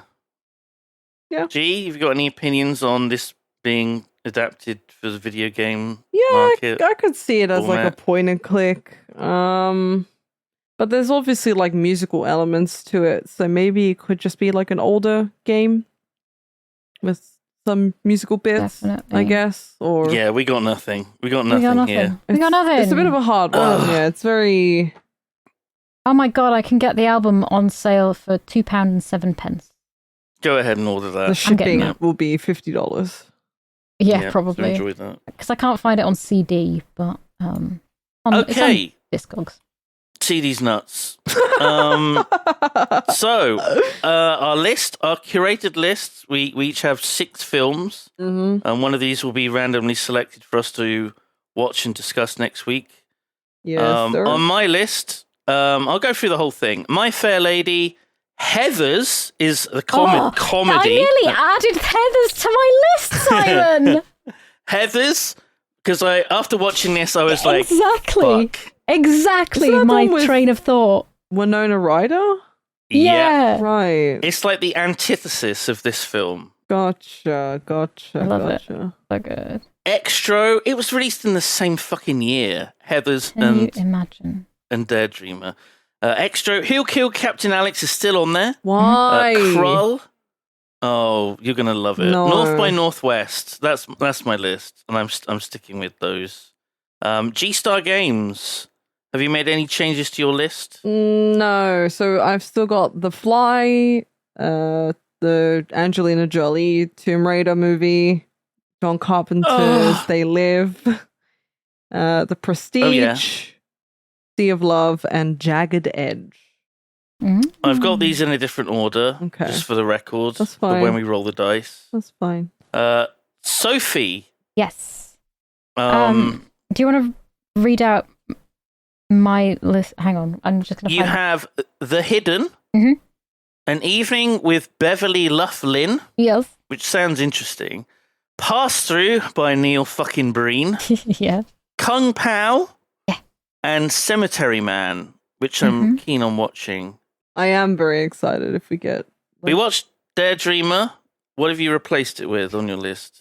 I was torn between another sort of musical and a kind of horror type thing. I'll go for another sort of musical type thing, and I'm going to put Labyrinth in there. Oh, lovely. Holy fucking shit. Oh, that's good. That's good. Lovely. Again, it's got songs in it. It's a musical. What a treat. 86. Good time. Fantastic. Oh my god. Okay, right. I got to get the dice roller out. Where's the Get dice the roller? dice roller. Get the dice out. Rolling. Rolling. I can sense the exhaustion in G's voice from having to A, watch that film, and then B, talk about it for like 2.5 hours. Oh my dear I can god. feel it. I can feel it. I That was a am lot. very ADHD and introvert, so whenever I have bursts of energy, the energy like dips. Preceded by a fucking, yeah. Yeah, it can dip very quickly. So it's nothing to do I'm very with. sorry. No, it's don't apologize. I love doing this. I do. The heat has also been killing me as well. Oh my god, it has. We are, for anyone who doesn't know, we've been going through a heat wave in the UK, and it has been awful. Very high humidity. It's Yeah. been just really bad. We have been copping it hard. I've been fine in Blackpool. That's another reason for living in the north. Yeah, it's been bad here. Like real 18 bad. degrees today here, so It has cooled off today, so I'll give it that. I'll give it that. yeah. Okay, I'm going to roll our first d6 to determine what number on each of our lists. To narrow it down. 5. Boy. Krull, The Prestige, and Kung Pao. Oh, Not a bad selection That's there. not bad, actually. that's interesting. That is not bad. Krull, The Prestige, and Kung Pao. I kind of want to watch Krull, though. You hate Again. Krull. I know, but it's one of those things that I've subjected myself to it so many fucking times. Oh my god. Wants to do it again. I want to do it again. Okay. Ooh. A 1 or a 2 will be Krull. A 3 or a 4 will be The Prestige, and a 5 or a 6 will be Kung Pao. Let's see what we get. What we get in. We got a 3. It's a G-Star Games film.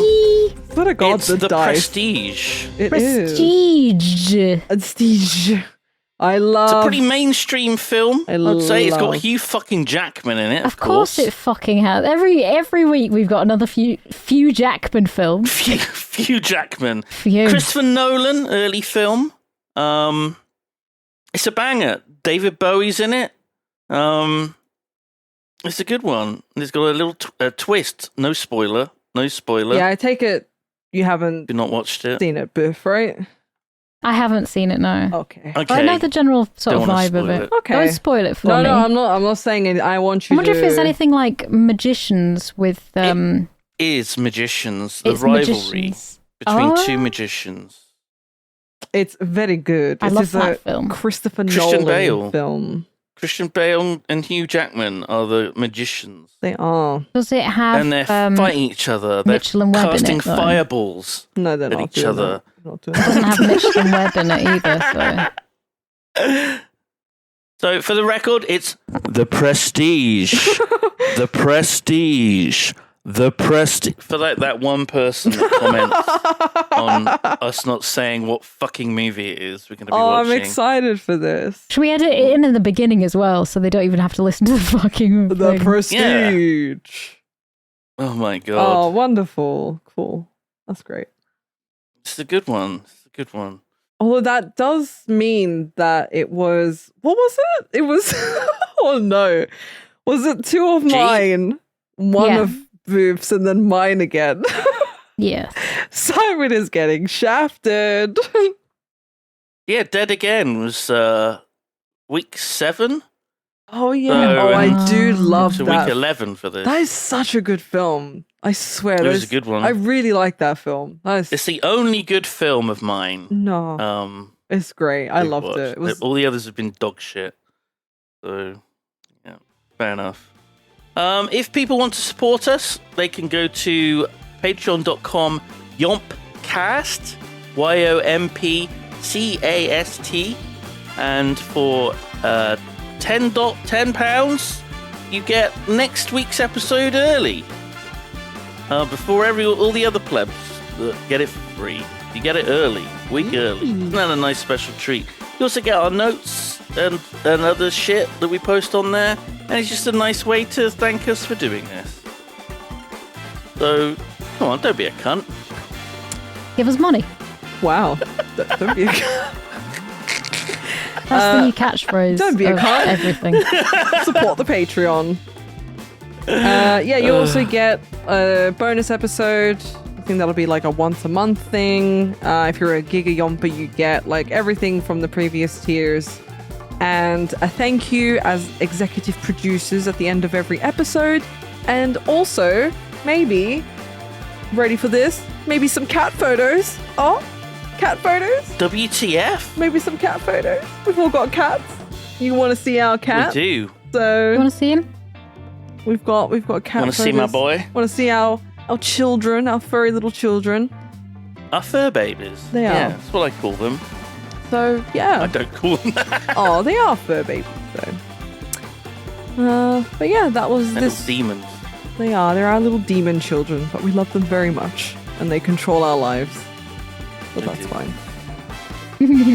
Well, thank you for watching or listening to. Should I do that again? No, fuck it. That's staying in. That's staying in. Bye. Bye. Bye. Bye. Bye. Hello there, this is Sophie. Thank you so much for listening to another episode of YOMP. I'd like to give a very special shout out to our executive producers, Cara Jackson, Cornelius Vander, Enki, I Am a Robot, Kyle, Luck, Scott, and Sleepy Deej. Thank you so much, you guys. You can always get your name on the end of this by subscribing to our Gig Yomp tier on Patreon, which I can't remember the name of, but you'll find it somewhere. It'll be linked. Thank you so much for listening, and I will speak to you all next week.